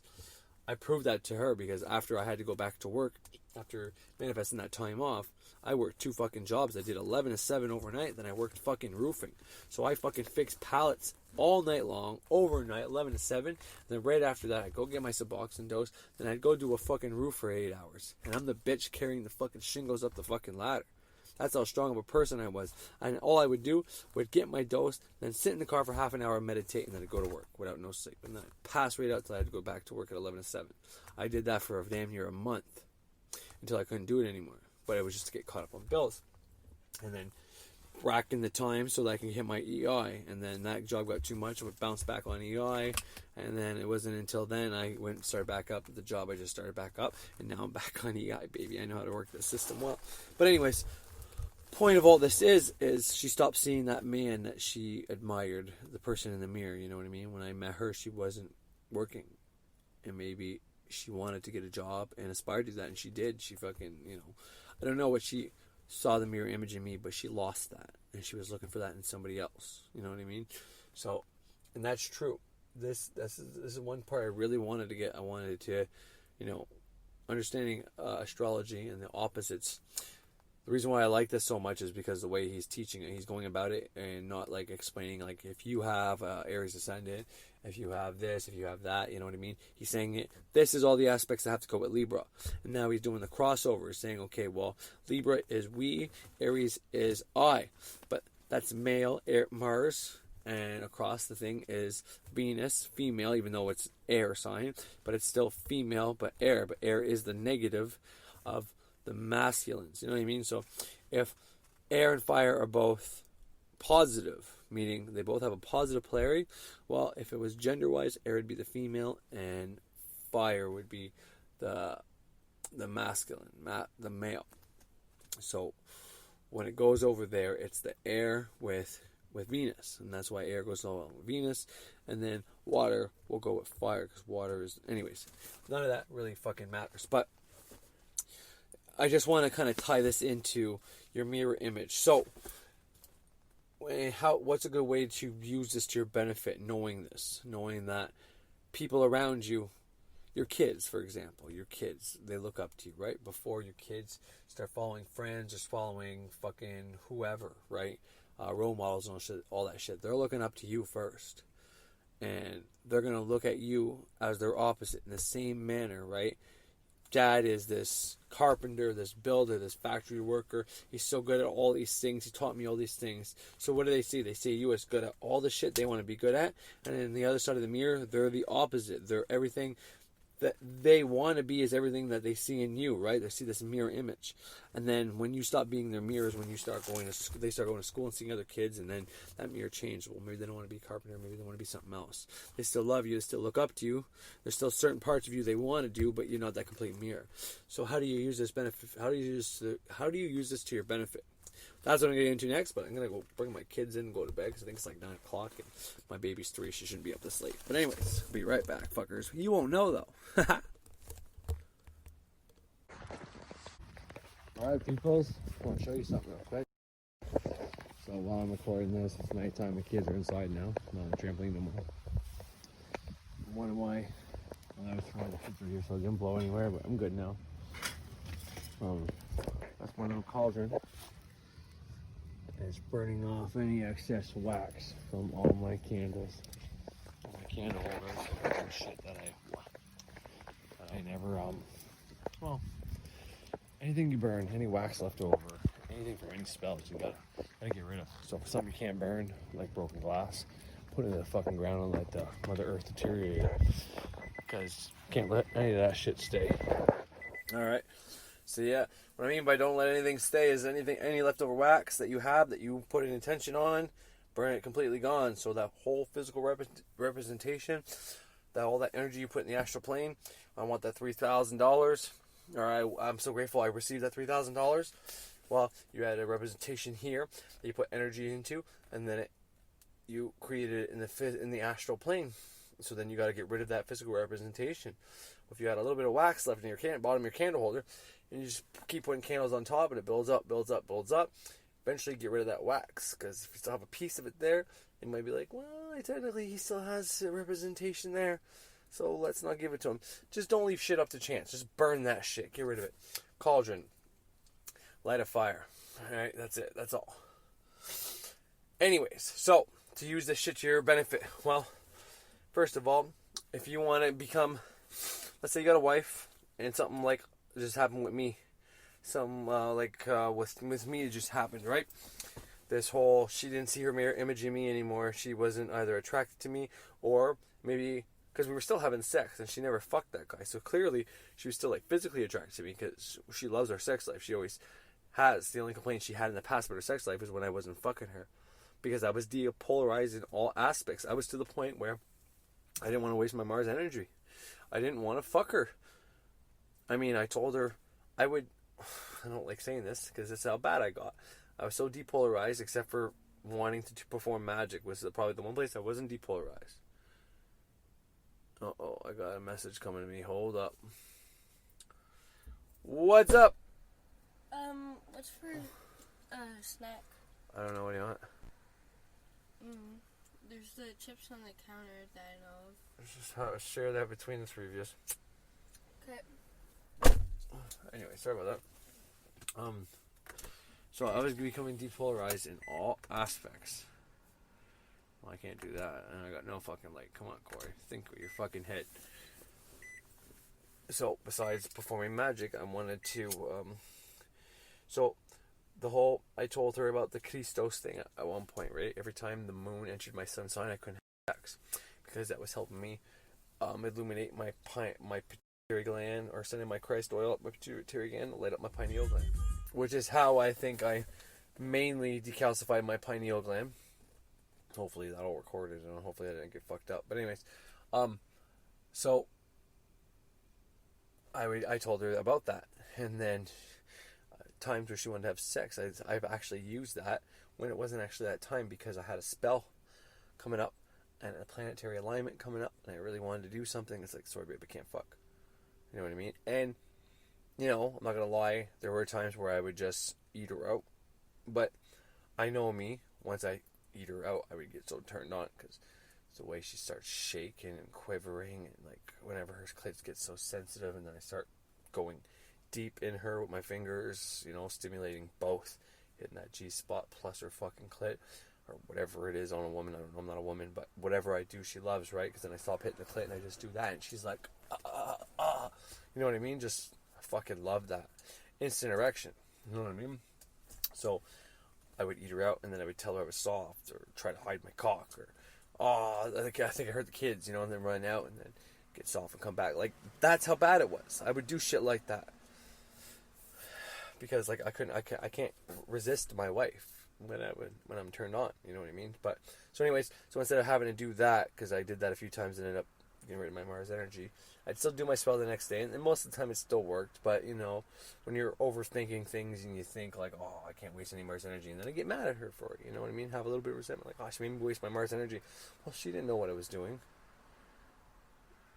And I didn't tell her that. But anyways, so what I'm trying to say is, I was depolarized in so many aspects. I didn't even want to have sex with her back then. So she never complained about our sex life per se. She loved us having sex. She complained about the frequency of us having sex. Because at a certain point, I was in tune with nature. So when it was winter time and the fall, I would start to get lazy. I wouldn't fuck. Spring come around and summer, I'd be fucking like a jackrabbit, man. I couldn't stop. It still kind of happens for me, but right now I'm still fucking like a jackrabbit. I don't give a fuck. I found a way around that whole Mars energy thing. There's this gnosis thing, and it's funny, but when you have this connection to your subconscious mind, you're able to get things in there where you don't necessarily need to use your will. And it's like, when you have your will, if you use your will in a slightly different way than like willpower, like Mars sexual will energy, I guess, passion, I guess it would be, I don't know. There's a different way to use your will that it doesn't require like the sexual energy. So I've been doing that, and it's been working just fine, and I haven't been worrying about my pituitary gland, which is funny enough because the other night I couldn't get it up after I ate her out, which is weird. That never happens. And I only had one beer, and it was like, what the fuck? You know, it was like semi-hard, and I didn't even bother because I don't like semi-hard and fucking around, so I just did my thing, made her fucking go 3 times, and she's like, oh, I don't even think I can, babe. Oh, okay, no worries, babe, we'll just go to sleep. And that's how I played it off. And then, you know, I looked at the chart, and it's like, oh, well, the moon entered Taurus not that long ago. So it's like, out of habit, not having sex, my body just made me not have sex during that time. I don't know. That's what I think it might have happened, but it doesn't really matter. Anyways, I'm supposed to be talking about how... But anyways, I was so depolarized whenever she was... So anyways, all that was just to say that I used to use that excuse to get out of sex, which is how bad it was. I was so, you know... The only thing I cared about was that. But anyways, so besides all that, I don't even know how I got on that topic, so I'm just going to go back to what I'm supposed to be talking about. How to use this to your benefit. The whole mirror image thing.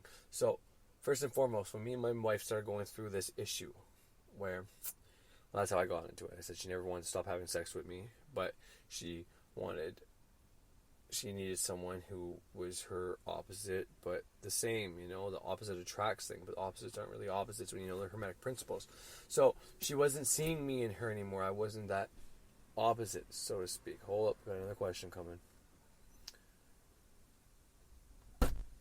Can I just give Austin the chips? Because I know he's going to start complaining. What do you mean? Because he's started... I told you guys to just split them between the 3 of you.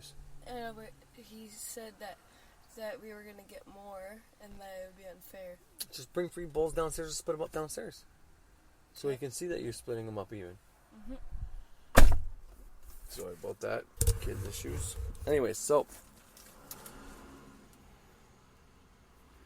she stopped seeing whatever it was, the opposite in me. So, what did I do? Well, after I got over the whole cursing, hexing him, being insecure, and all that shit, I started wanting to manipulate her.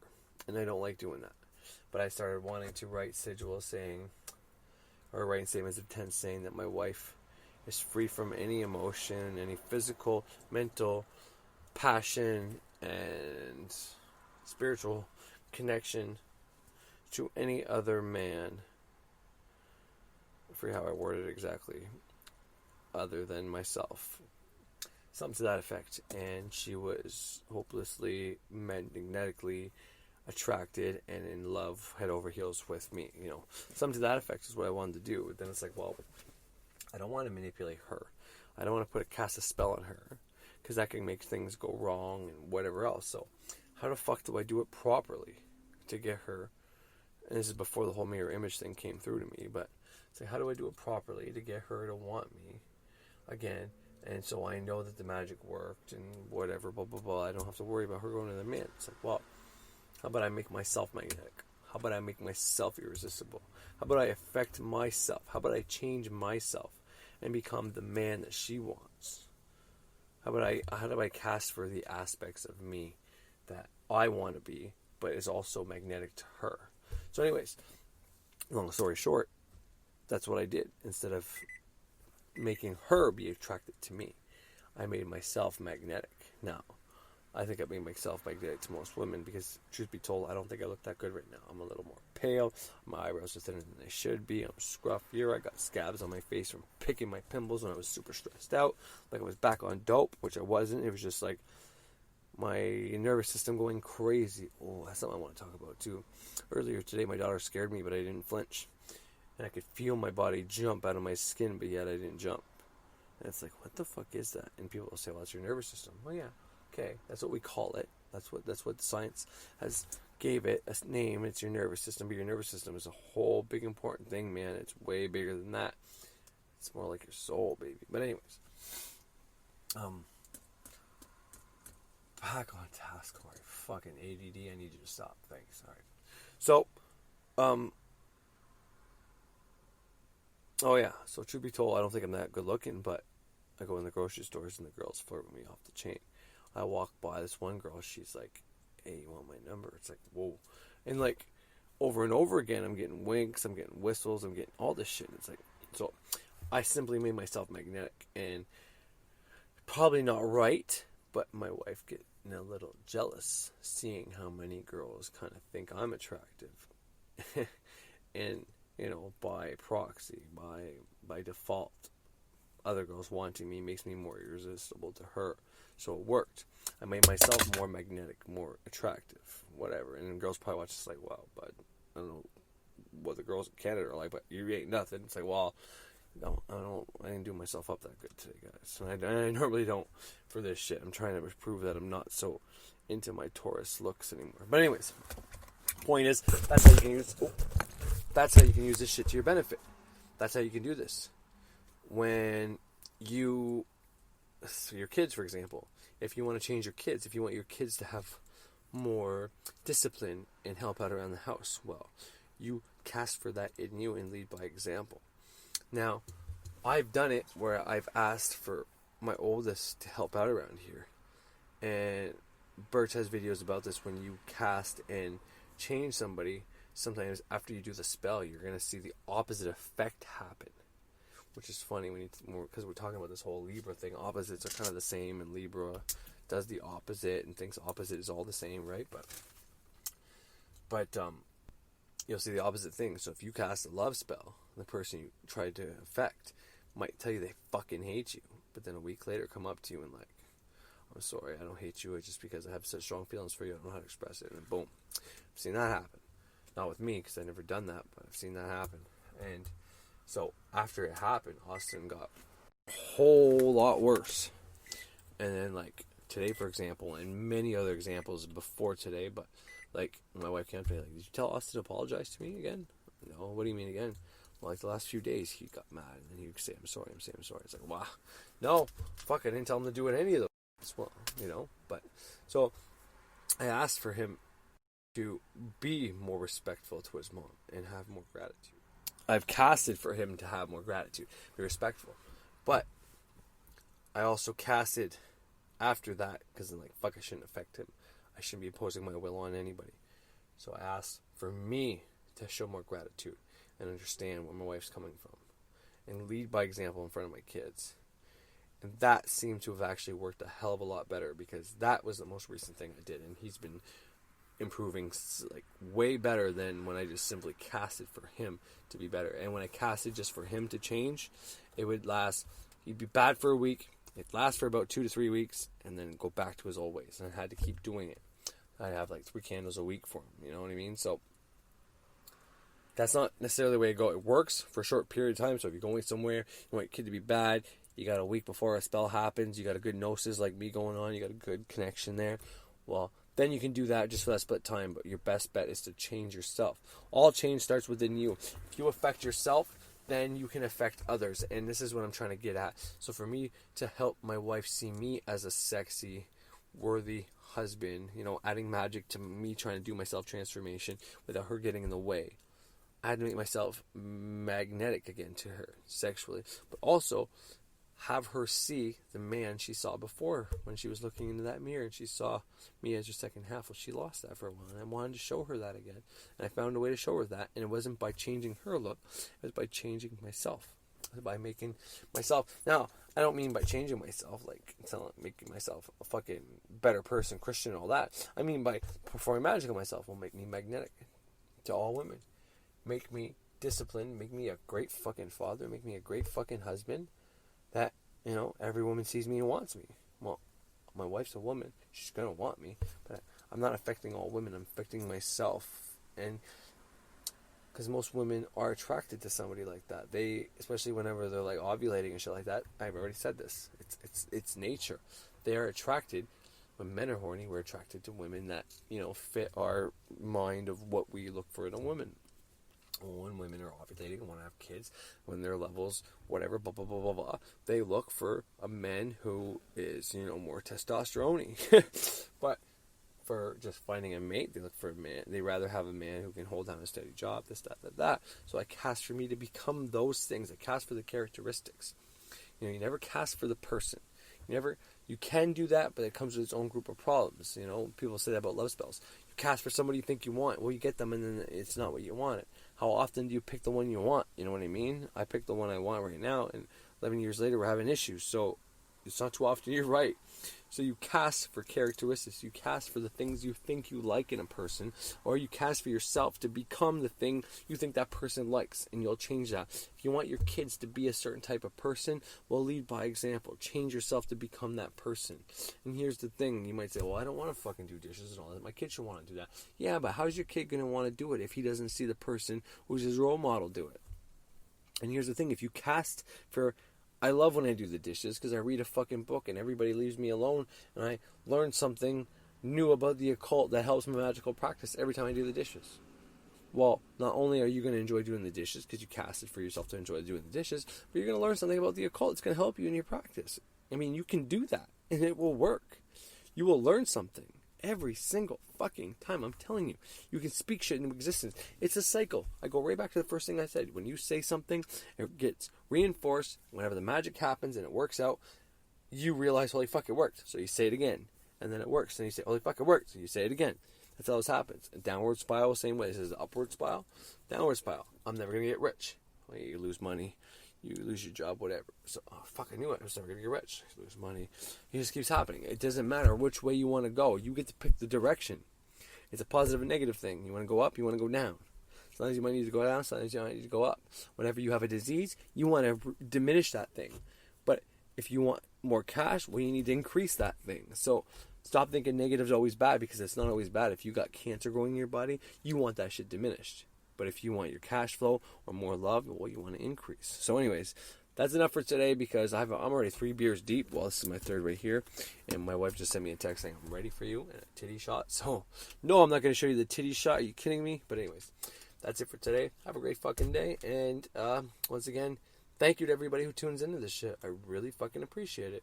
I really, really do. And yes, I haven't got the top podcast on yet. But when I do, it's going to be this episode, plus the last episode, plus my hour and 40-minute episode before that. It's going to be all 4 of those, plus with a bunch of songs. And I'm actually going to try to do it after I fuck her. So anyways, have a great fucking day.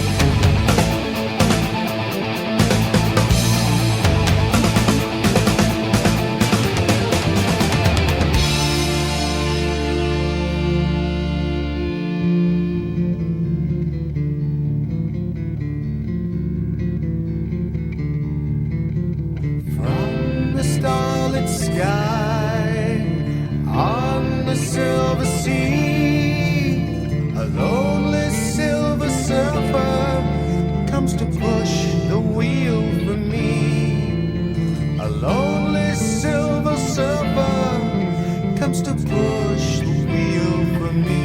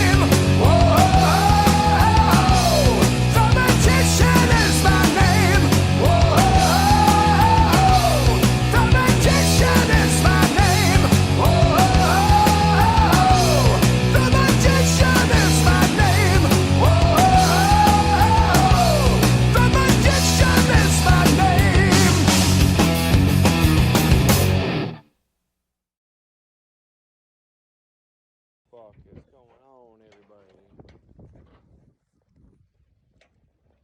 Beautiful out here today. So, see the mountains in the background or not? Probably not.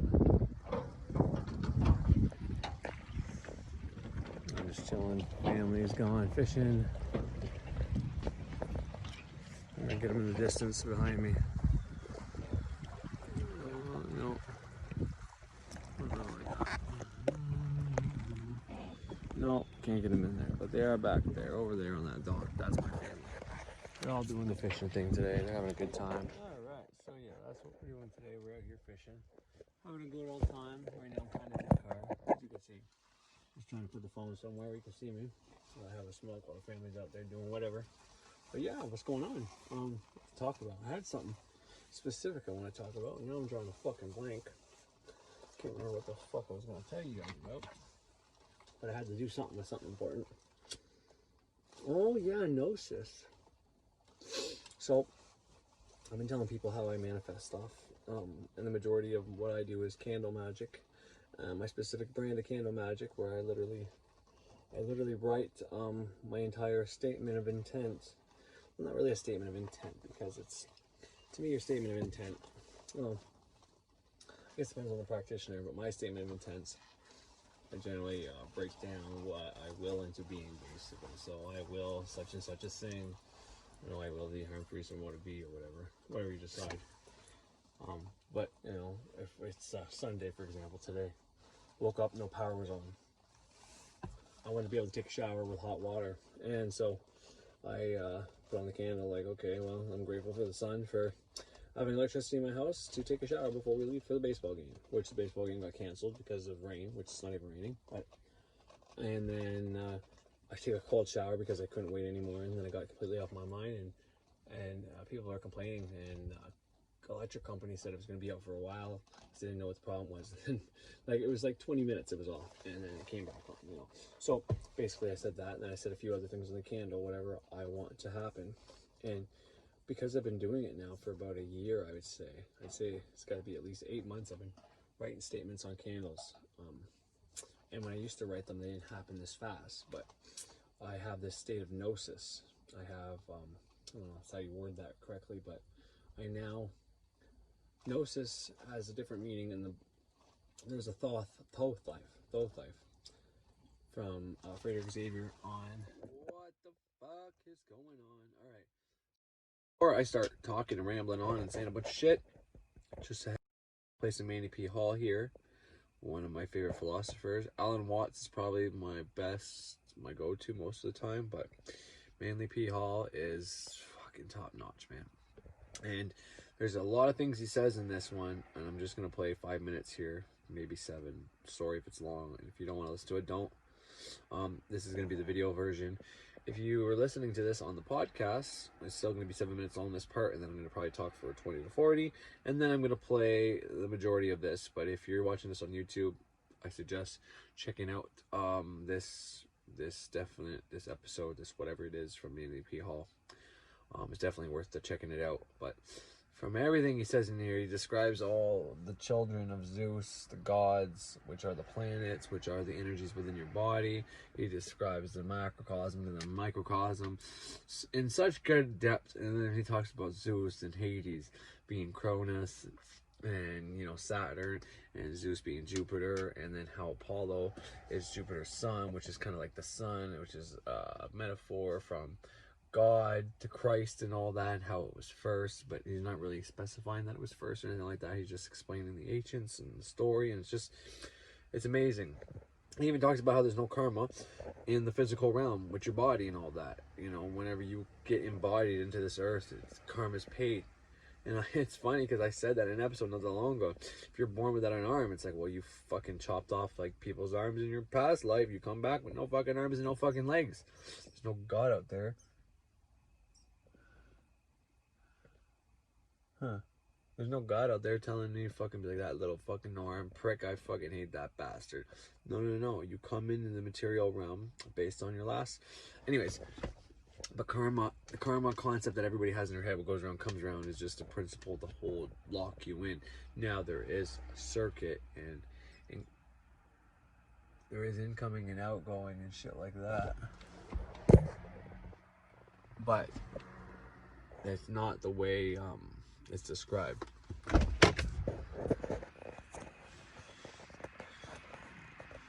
What the fuck? Sorry, I was hearing somebody behind me fucking doing street talks. Fucking punk kids shit fucking things. I don't know. Maybe it's even rats. I don't think so. But who the fuck knows?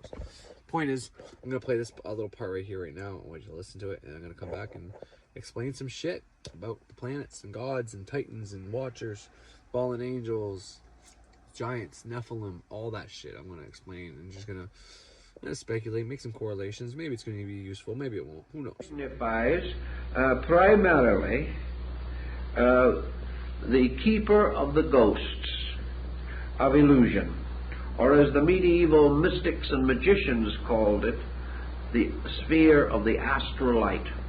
This is the garden of Klingsor in Parsifal, the garden that is brought into existence by enchantment, or the strange magic garden referred to by the French transcendentalist Eliphas Levi in his work on transcendental magic, in which he says it is a beautiful garden filled with wonderful flowers, each one with a deadly serpent twisted around its stem.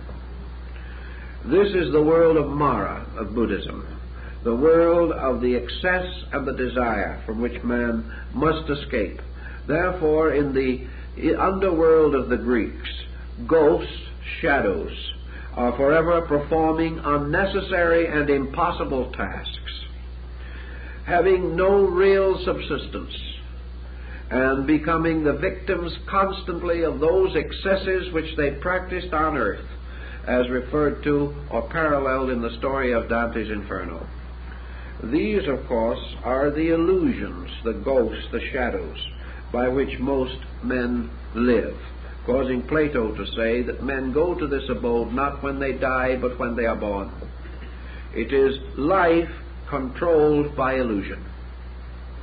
And over this illusion sits a grave and ancient Hades, who is the keeper of this, and whose three-headed dog forever guards the gates of this infernal region. The ancient Greeks, however, did not regard this region primarily as one of punishment. They regarded it as one of hopelessness, going on forever. Perhaps perhaps some of them were psychologists and had clients. If they have, they would know what this hopelessness means. That you can change, because it is not here that the change can be effected. Now this leaves us one more deity and one more sphere to accomplish, and that is body, which is the next lowest in this cycle of the ladder of worlds. Well, this ladder, as you can sense already, is very largely a psychological ladder, a ladder of factors. Now, the material world was to the ancients not a principle or an abode of principles, but a reservoir or receiver into itself of the principles of other things. Therefore, there is no karma or debt related to earth. All debt is paid in relationship to some other cause, and the drama is simply played out here. Thus, body is no cause of evil in itself. Man is not ever punished for being embodied. That is sufficient retribution in itself. Man is punished merely through the body, symbolically, for the things which he does to the body, and by doing them through his own body to the bodies, lives, and natures of others around him. It is always the person in the body who is the carrier of responsibility, never the body itself. Therefore, strangely enough, the Greeks had a very beautiful thought about the body. They said that it belongs to matter, and that, wonderful and strange as it may seem, matter, which to us seems to be so rather disagreeable a thought, standing for materialism and all that thing, actually, matter is forever pure. Matter of itself can never be defiled. There is nothing cleaner than a good clean handful of good clean dirt. Matter in itself is never evil. It is never actually polluted by what anyone can do to it. Anything living in a material state pollutes only itself when it attempts to pollute matter. Matter is never polluted. Therefore, to the Greeks, matter was the world virgin, an eternal principle that is forever the victim of others, and yet, regardless, is never defiled. Because matter is wonderfully enough never soiled, but things living in it soil themselves and each other through their conduct. But when they depart and that body goes back to the earth again, it is pure again. It is the impurity of the person and not the body. For nature purifies everything, and in nature nothing that is corrupt is left. It must always be purified again. And so, it's not unreasonable that to this sphere they should assign their deity Hestia, whom we call Vesta. Vesta itself suggesting not only purity, but also vestment, the body. And the body, therefore, is the eternal virgin, because of itself it never defiles itself, because it is not a principle. It can never do evil, because it can never do anything. It is always the result of other things operating upon it, that causing it to have innumerable appearances. Therefore, modestly draped in the ancient costume of the time, with the fold of her robe over her head, Vesta remains forever the verdant earth, beautiful, pure, beyond defilement, and those who would defile it defile themselves. This is a very interesting philosophical point if we want to study it. So here we have what we might term not only persons of a drama, but we have, like Faust, a play in 5 acts. Each of these acts taking place on one of these levels, under the sphere and body of one of these. Alright. So I hope you enjoyed that. Oh shit, let me turn this bitch on. I hope you enjoyed that. Got a little bit of an outing from it. I played the part before that. Now, the way he describes Mercury, the spirit of Mercury or whatever, the energy of Mercury was fucking really good to play it, but I didn't. The ending part you caught, ending of the Mercury one, I can't remember. I fell asleep to it, woke up. I've heard it before, but point is, check this shit out. It's awesome. But I want to talk a little bit about what he's talking about how matter, the material, is pure. There's no karma for material. Now, the first thing that comes to mind when I hear this is simply the Christian portrayal of original sin. Now, as soon as you're born, you have original sin. Now, Manny P. Hall is saying that is bullshit, just like I've been saying, just like lots of people said. Now, you've done bad acts in your life, and you've received bad probably in return for those bad acts in your life. If you have the programming in your mind that if you do something bad will happen to you, then that's going to happen to you. But the law that we are governed by when it comes to this is simply, if you send out negative energy, you are the source that created that negative energy. You sent that out, and then it comes back to you because you are the creator. Just like our God or earth material, our soul comes from, this is how I perceive it, our soul, okay, the thing that's in us, the thing that's linked to the subconscious mind, that's connected to everybody from the unconscious mind, okay, this thing that the DMT trip you have when you sleep and you have your dreams that you can kind of control, and that's kind of what happens when you die. You get released through your DMT. If you know how to navigate yourself, you might make it to other realms through your consciousness. Basically, you're trying to add some part of your consciousness to your subconsciousness. This is what lucid dreaming is. This is what astral travel is, how I understand it. You're trying to add your consciousness to these things. Likewise, you can consecrate things like my bandana I have consecrated. Not this axe that I'm sharpening right now. This is just my tool I use for chopping things and doing things, and a weapon, since I'm not allowed to have guns.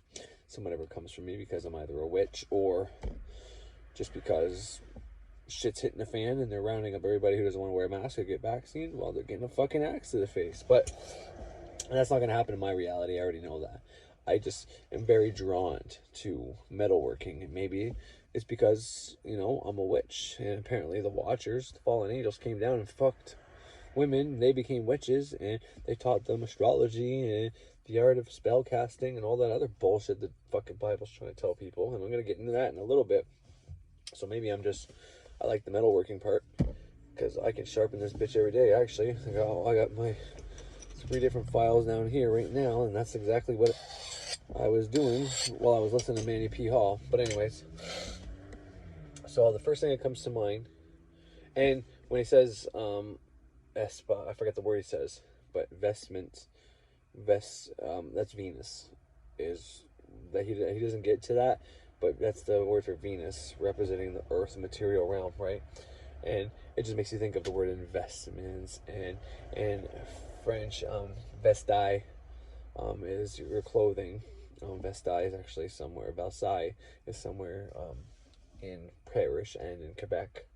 But vêtement is also clothing. Or your vest, right? You wear a vest, bulletproof vest, you know what I mean? Material realm. So anyways, when he's saying that there's no karma in this material plane, this material realm, it's exactly what I was trying to get at whenever I said, you think there's a God up there who loves us all and yet gives people to come in.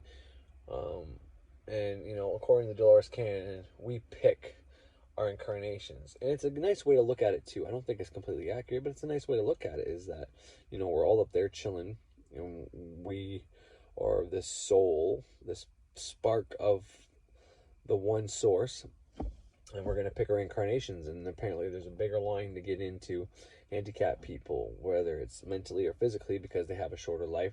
They have a harder life down here, but the harder lives are the most rewarding ones, versus, you know, the movie stars, the rich lives. Those are the easy lives. You get to come down here and you have heaven on earth, basically. You don't have to suffer through it.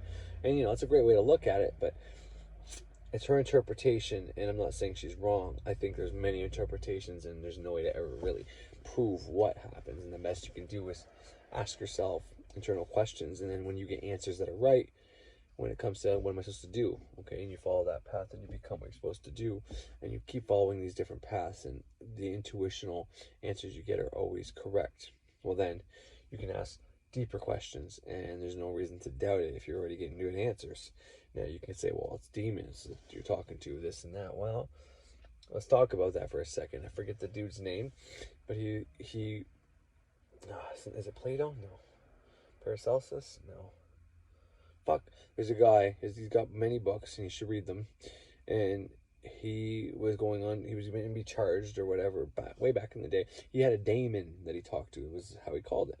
And this is where demon comes from and all this stuff. But the daemon was where he got all his information. Actually, Manny P. Hall talks about it, either in this one or the one right after this one, how we all have a spirit that no one can see, but that's always with us, that we can talk to. And to me, it's not necessarily a spirit. It might be just your subconscious mind that you can ask questions to. But nonetheless, it was described as a daemon, and this always gave him. And when he said, should I run? Should I flee? Should I leave so they can't catch me and kill me? The daemon said, no, don't do that. And he went to jail instead. He followed his advice. I'm sure someone knows what I'm talking about. Point is, stay away from that demon crap bullshit, man. That's there just to scare you. Once again, I'm not saying there isn't demons, but depending on where you look, they're going to tell you, well, the fallen angels are demons. Well, no, fallen angels were angels that left heaven, and then they fucked people, and then they created demons, or they fucked other spirits and entities, and they made a demon. One thing you should know, if you started magic and you're not doing your lesser banishing rituals of the pentagram, you're not doing your middle pillars and stuff like that, you're not continuing, but you started, you should really be.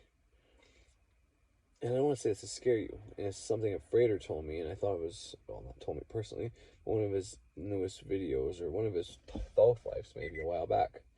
But he mentioned the fact that there are low-level entities. They're not here, they're in the astral. I mean, you can see entities here, yes, but those entities can't affect you here. The only way those entities that are here that you can see can affect you is if you become fearful and you allow them to affect you, because that's the only power they can have over you. If you give them fear, if you fear them, because what your mind can do is amazing. If you think these entities can kill you and hurt you and all that, but you're going to trip and land on a fucking knife, and then you're going to think it's the entity whenever you pass on. Well, actually, you're going to know better. Like, I was a stupid one. But all that entity can do is scare you. So this is one of the first things I had to get over, was my fear of entities, spirits, ghosts, whatever you want to call it. Saints, gods, Jesus Christ himself.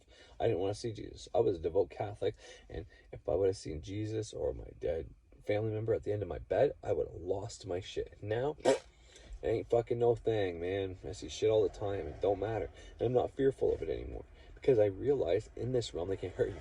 However, on the astral plane, that is a whole different thing. You have an astral body on the astral plane. Now, when you dream, is that in the mental plane or the astral plane? I don't know. Are they connected? I don't know. But I do know you have a body on the astral plane. Now, when you're doing your lesser banishing and all that, you light up the astral plane. Technically, you're doing that within your head. So they are linked somehow.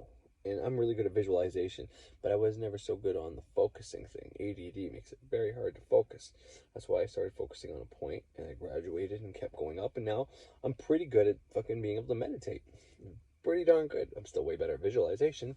And that's one of Fraser's newest videos that will be coming out. He talks about 5 essential things to magic, but it's on his Patreon right now. It's a hell of a video. I'd play it, but, you know, it's not right to do shit like that. So I almost played his fucking one of his programs. My last podcast, I had a recording on there. I didn't know what it was. I just let it play in the autoplay, and it started off by being a sigil magic course, I think it was. So I had to stop it right away. I was like, oh, fuck, man. I don't need fucking his thought form coming at me. Son of a bitch, man. Imagine that. But anyways, all that's to say is, this original sin shit is bullshit, okay? Now, there is, like I said before many times, there is the whole, you put out energy, you get that energy back, okay?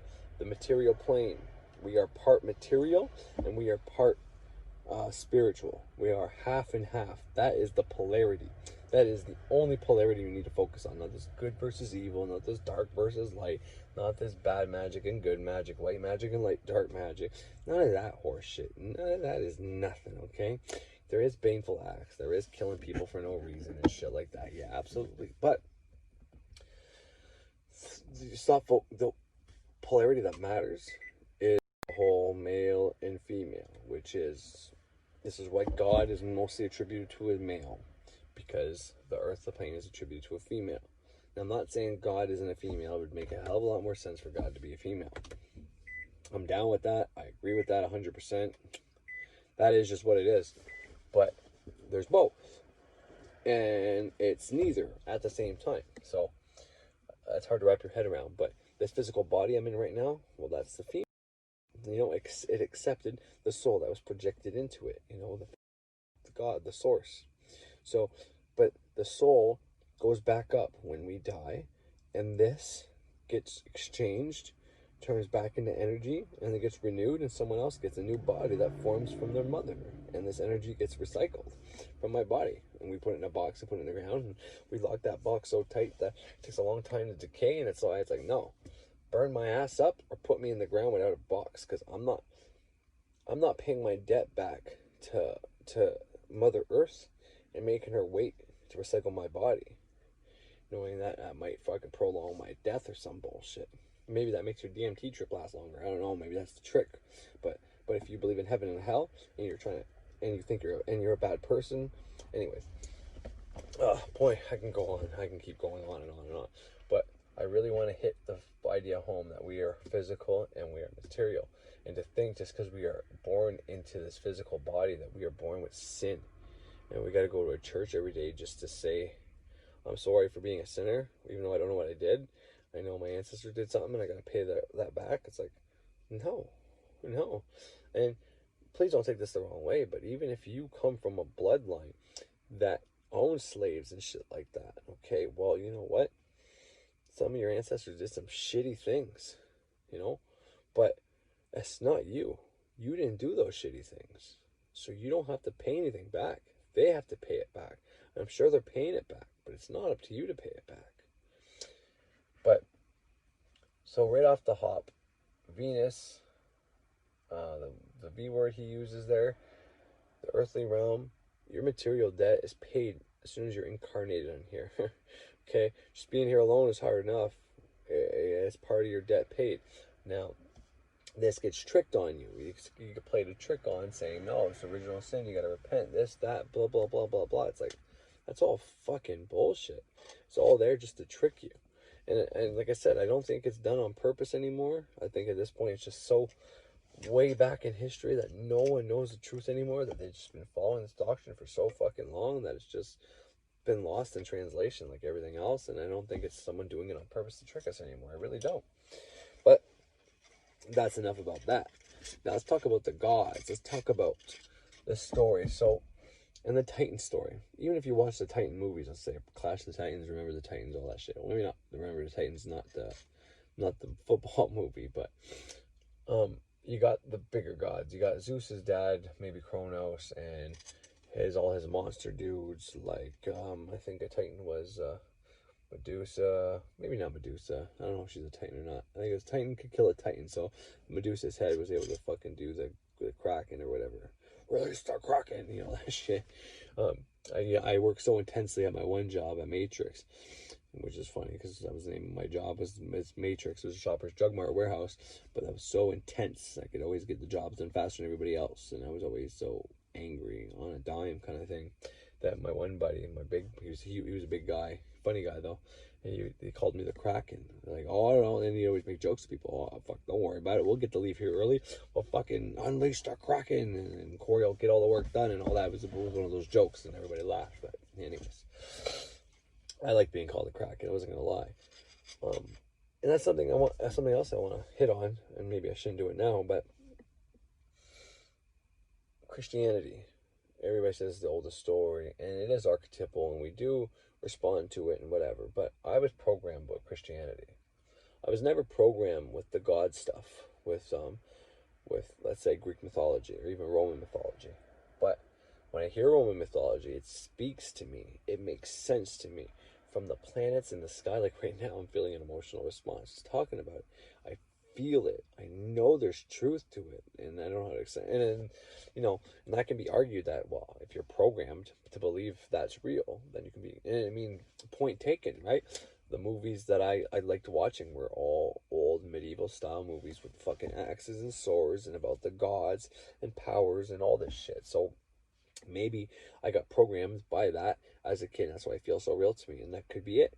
It could have been planned. It could have been Hollywood programming my age group to believe that, so that whenever right now we're in our 30s and 40s, well, the people older than us are making this happen, the ones in Hollywood, and we're going to keep perpetuating it, and that's how we're going to change it from Christianity to believing in the gods. Who knows? Maybe this is the new religion, and we're just told it's no religion. Who the fuck knows? I don't believe that, but who the fuck knows?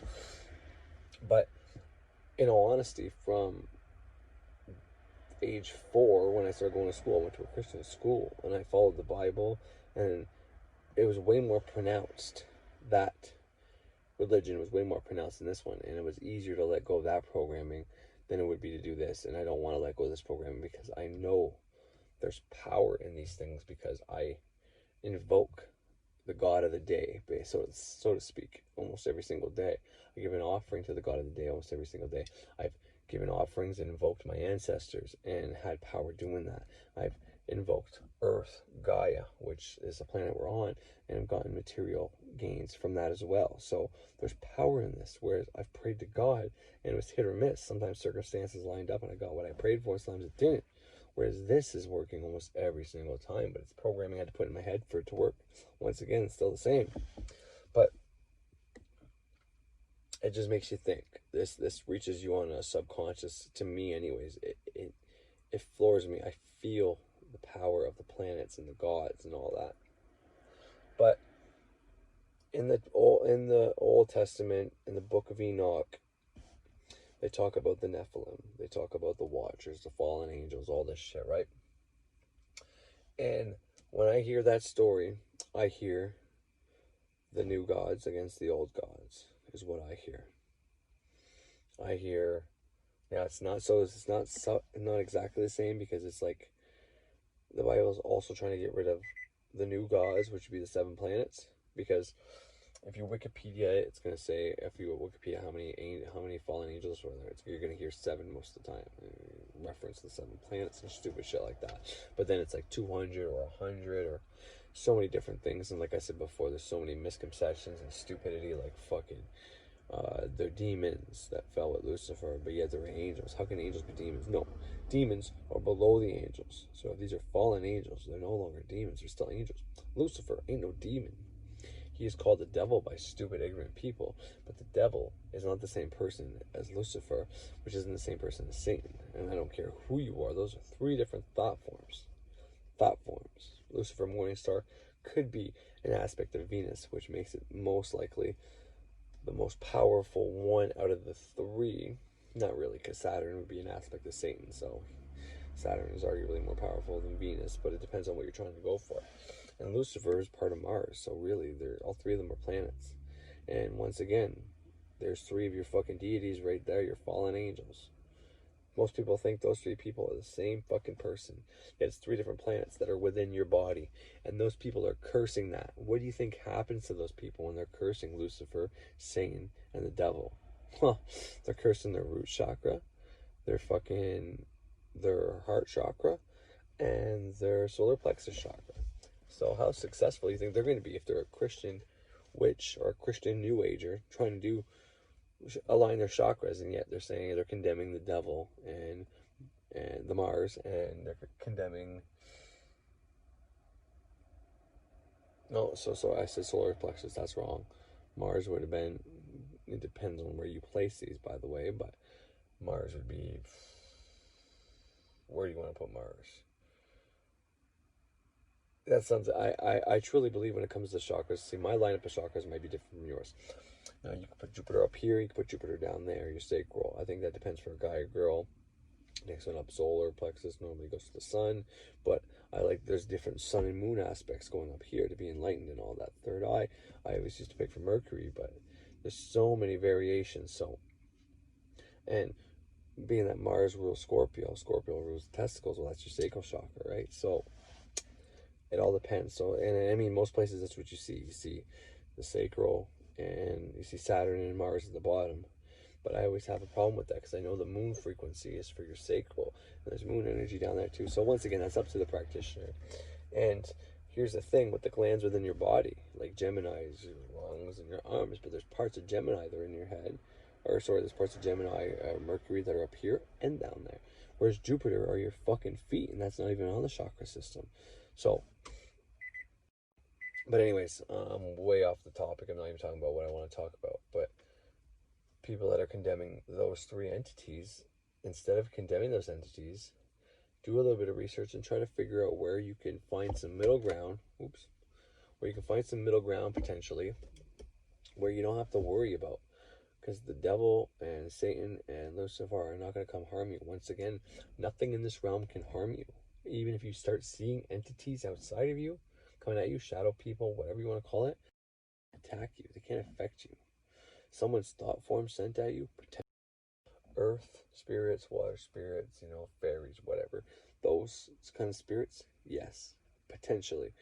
Not necessarily harm you, but they can fuck with you. But your own ancestors are going to do that. When Samhain comes around, Samhain, when Samhain comes around, which is the real Halloween, and you don't leave a fucking plate out for supper and offering for your ancestors, well, your own ancestors are going to fuck with you. This is your own bloodline.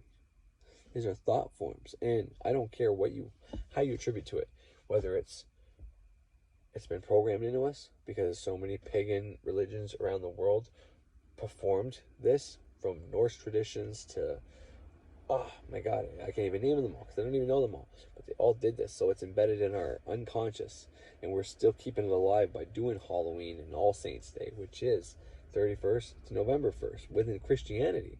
And we're doing it within all these other traditions as well. So it's alive and well, this tradition. So whether your belief is not needed, if you don't leave an offering, they're going to hide your chariot keys. They're going to spoil your milk. They're going to and they're your family, so they don't fuck with you that bad. But the point is, if your own family will fuck with you if you don't leave an offering, what happens whenever you fucking cut your grass and you piss off an earth spirit? Or you fucking, you piss in a fucking pool and the fucking water spirits decide to fuck up your plumbing. I don't know what pisses off the water spirits. Maybe you leave pollution in the water. That would probably do it. You know, and same thing with fire. You fucking do something stupid to the fire, disrespect it, don't treat it like a holy object. Well, the same thing with smoke and air. You know, you just fucking... Those things can fuck with you. But regular spirits, made up fucking thought forms like the devil, Lucifer, and shit like that, you have to allow that to affect you because it's like this group egregore. And that might be how it happened. That may be how it evolved. It started off as maybe Lucifer, and then it evolved into Satan, or maybe it was Satan, sorry, and then it evolved into Lucifer, and it evolved into devil. And, you know, it's just going to keep evolving. But especially with people watching a show called Lucifer, we're all adding to that. I mean, I am. I watch that show, but we're adding. I mean, I don't. Well, I don't think I am because of all the protections I put up when I watch that show, the statements of intent, the sigil I have specifically just for that show that I make to protect me, the transforming sigil I use to transform any energy I may put into there to something I can use instead. I have this process when I watch TV now because I know how important it is. Where energy goes, where your focus goes, energy flows. Something to that effect. But anyways, what you expand on grows, right? So, but everybody who's watching that show is putting more power into Lucifer. And people are trying to bring back fucking Satan and whatever. He's coming back to fucking kill us all. Or it's Christ coming back. Or it's going to be both of them fighting each other. It's like, fuck off. Fucking horse shit. Here's the thing. Everybody's putting in good energy into Lucifer, thinking he's the good guy. Everybody's putting negative energy into Archangel Michael. So what do you think happens? Well, Archangel Michael's going to get more powerful. Because negative energy is going to go increase. But everybody's changing their awareness on what Lucifer is. So, anyways, that's not what I want to talk about. But what I want to talk about is the Titan story. So, Zeus apparently his dad wanted to kill him or whatever. I don't know. It comes back, it sounds like the Mesopotamian story almost in a nutshell. You know, the Mesopotamian story is basically that the sun and Tiamat are mom and dad. And then they have these kids, Zeus and Saturn. But the first two are actually Venus and Mars, I'm pretty sure anyways. And then Zeus and Saturn, and then Uranus, and then Mercury. Well, Mercury's already there. Mercury's the right-hand man of the sun, and he can go wherever he wants at this point. Pluto is way up with Jupiter or Saturn right now, not all the way past back there. Uranus and Neptune are all there, but they're too loud, and they're pissing off mom. They're pissing off mom, so dad's gonna fucking kill them while they find out. So they kill dad, or they find a way to get dad to stay where he is so they can't affect him. This pisses off mom, and mom says they gotta go. This is Tiamat, and every one of them wants to go up against mom, but they all bitch out. They're scared of Tiamat. Tiamat is where the asteroid belt is. And so they're all scared. So I forget the name of them, but it starts with an M, which is kind of significant, especially for like Archangel Metatron and Enoch. Oh, did you know there's some places where they think Enoch was actually Hermes and Thoth? Yeah. So this is why what I'm saying, I want you to really think about this. I think the Bible story is a version of Zeus and the Titans against the 7 gods, okay? But then it was changed, perverted to get you to fucking not believe in any gods that can empower you. But I think originally it might have been that. Enoch was actually Mercury because he became an archangel. Archangel Michael, not Raphael, but still, nonetheless, you know? But anyways. So yeah, they're going against Tiamat and they find, I forget his name, starts with an M. But anyways, and he is either Planet X, Nibiru, or Sirius, but somebody within our atmosphere that goes like this. So we're all walking around the sun like this, he's going like this, and he comes in and hits Tiamat. Tiamat gets this big, it's described as demons, but an army of demons to fight against her kids. But it doesn't matter. What's his name comes down and fucking takes her out. Boom. And then our Earth and the moon are both created from that. It's half God and half demon or something like that. That's how it's explained. It's kind of like us. We're half God, half demon, right? It's what they say, earthly realm demon. Up there, godly. You know, it's just bullshit. It's not. It's just a way primitive people that didn't understand things tried to explain it to us. And that's how we got to take it. We don't got to take it for word, thinking people that didn't have the same brain capacity as us knew better than us and knew it. And I'm not dissing them. They did the best they could, and we can interpret it the way we want.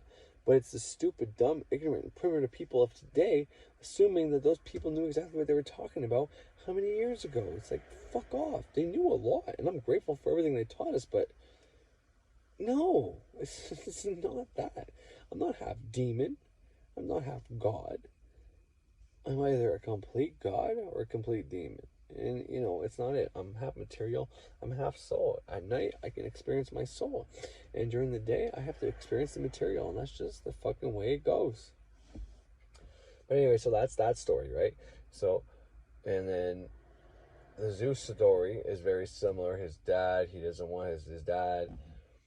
His dad wants to kill him, and Zeus likes his power and all that. So they fucking tie his dad up, and I forget where, but it's one of the deep parts of Hades. And him and his two brothers, Poseidon, which would be Neptune, and Hades, which would be, I don't know, can't say Mars really, but I guess it would be Pluto, maybe. Pluto. So Pluto, Neptune, and Saturn, no, Pluto, Neptune, and Zeus keep Saturn at bay. I guess, if you think Cronus is Saturn, because of Father Time and all that. So it's not completely accurate in that way.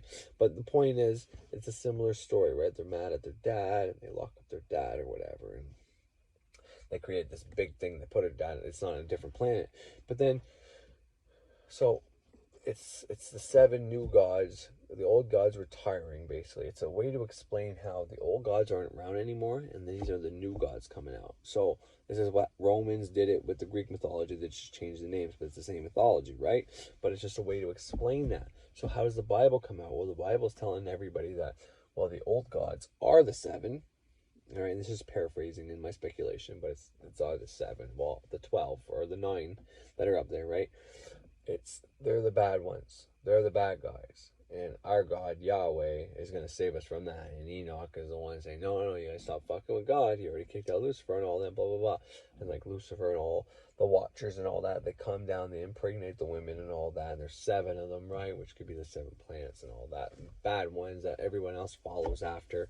And, you know, they all get sent to fucking hell and whatever else. It's, you know, it's the same fucking story. It's the old gods retiring, and here's your new God you guys got to believe. But it's like, no, that doesn't work. The other story works better for me. But here's the other thing I want to explore. There's 12, like I said in the book of Enoch, he talks about portals quite a bit and all that. It's very astrological, the book of Enoch. For the book of Enoch saying that you shouldn't follow fucking astrology, and the Watchers came down and taught them the works of astrology and how to sharpen blades and how to put makeup on their eyelids and all this other blah, blah, blah, spellcraft and how to use roots and plants. Well, he condemns astrology, but yet Archangel Ariel teaches them a whole lot about astrology. He talks about how the sun comes up in a different portal every 30 fucking days, and 12 different portals fucking in 364 days. Well, what is he talking about? He's talking about the 12 constellations that the sun's in every 30 days. He talks about the moon doing the same fucking thing, except the moon goes through every sign every fucking 2.5 to 3 fucking days. But it's all astrological. That first book anyways is mostly astrological. So I can see why the Bible left it out, because you can't be condemning astrology and then teaching about astrology. So, you know what this tells me? It tells me that where it says the Watchers came down and taught astrology wasn't originally astrology, because in the book of Enoch, he's being taught astrology by Archangel Ariel. He gets brought up to heaven and he shows him all this shit. He sees the sun, and he sees the God with the beard and all this. He sees all these other. It's remarkable. But what's happening here? Well, you have the archangels and you have gods and all this, and it ends up adding up to, I think there's like 7. He uses Nathaniel. Metatron's the added one, which would be like Mercury, like I said, like Thoth, like Hermes, right? He gets added there. He's the one who talks. He comes down and talks to Earth. He goes up there and he talks to the gods, right? He's the messenger. But before that, there's the 5 archangels. There's 5 archangels, right? This is before Metatron. 5 archangels plus God, okay? So that's 6. And then you add Metatron, that makes 7. You know what I mean? So, same story. You have the 7, but focus only on the one God. The rest are just angels that rule everything else.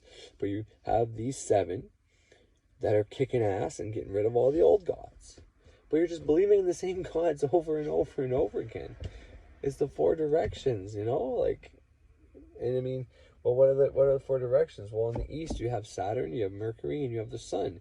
In the west, you have the moon, and you have Jupiter. And then that was, yeah, no, that's east and west. And then north you have Venus, and south you have fucking Mars.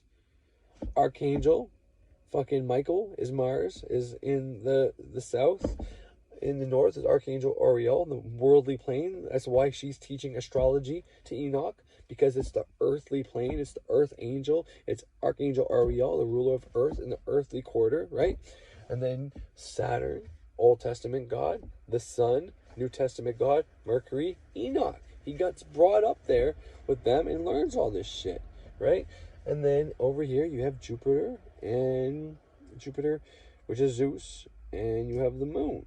Well, which is, anyways, but I've already talked about Apollo and the moon way back, but anyway, there's your water. But it's the 7, and that's Gabriel's down there. Archangel Gabriel's down there for the water ones, and then Archangel Raphael's over there in the top quarter, right? And they mentioned Nathaniel. I don't know where the Nathaniel goes. That's the extra one that I don't know about.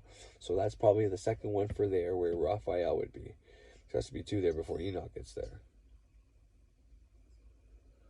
But anyways, so that's just a little bit about the book of Enoch and how it's very astrological. And that tells me that when they condemn astrology, they're condemning something else, and they flip the fucking script. But anyways, so that's what I wanted to say, is that the Bible is flipping the script. It's doing the same, well, the Old Testament anyways, it's doing the same thing that the 7 planets did to their gods. They got rid of the old gods and they have the new gods. It's the same thing as the Mesopotamian story. They want to bound the old gods and be the new gods.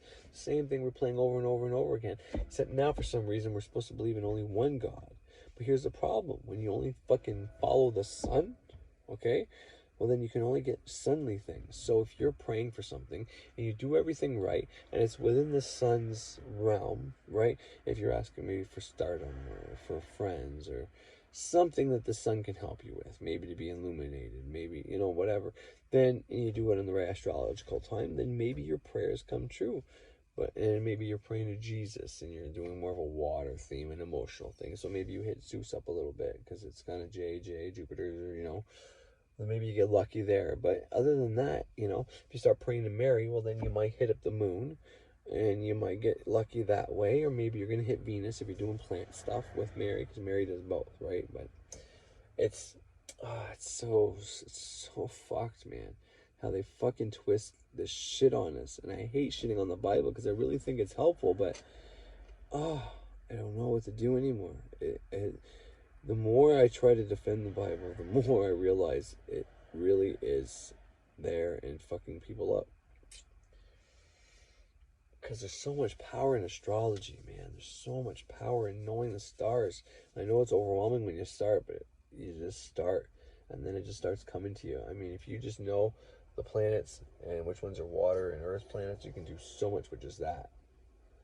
And then from there, you can build yourself up with transits and which planets play good together and which ones don't, and where they are in your chart, so on and so forth. And you go on from fucking there. Anyways, sorry.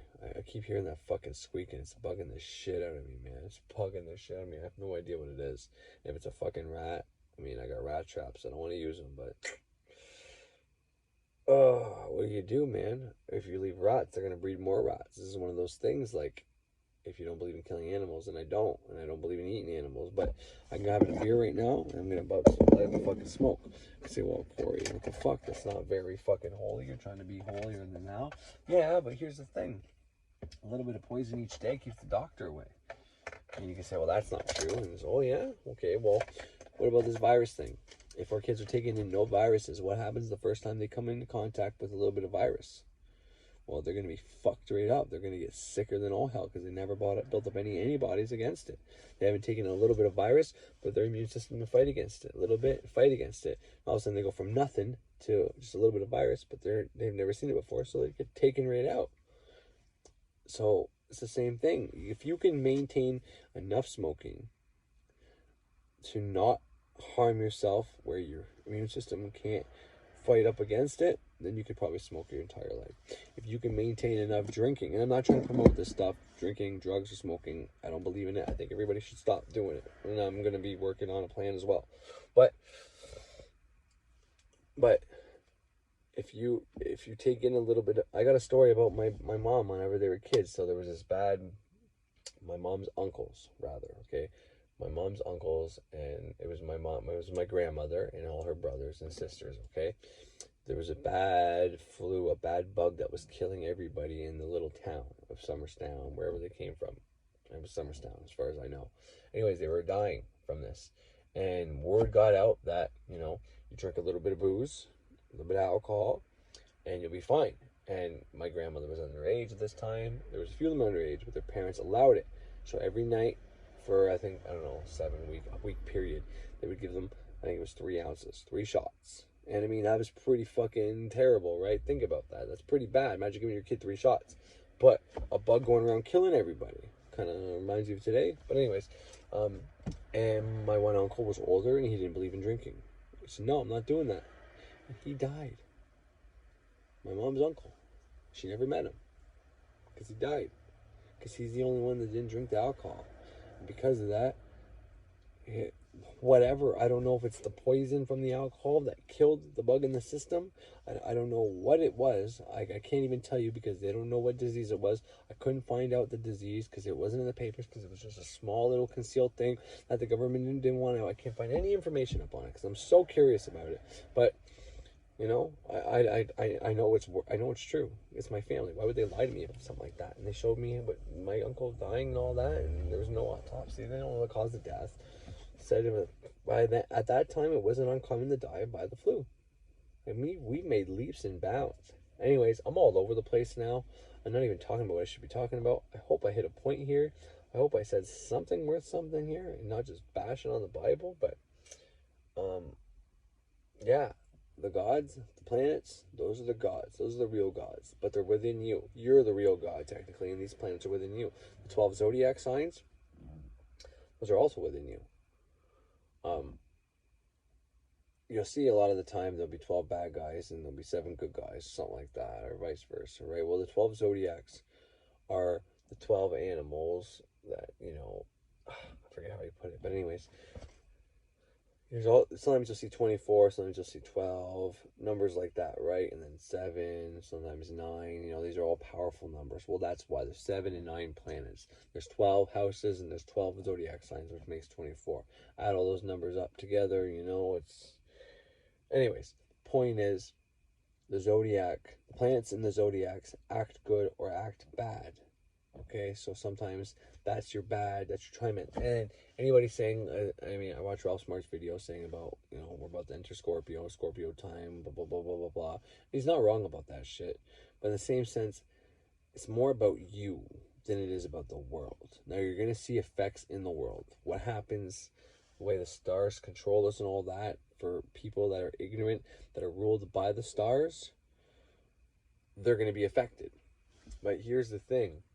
When you do a magical curriculum like I'm doing, or you start a year and a day, you become a witch, whatever the case is, part of my curriculum is getting in sync with nature.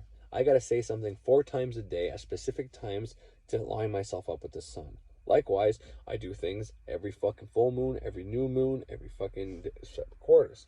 Likewise, the 8 Sabbats of the year, the fucking equinoxes and the fucking... Oh, man. I always forget one of these. Equinox means equal night and equal day. What's the other fucking one?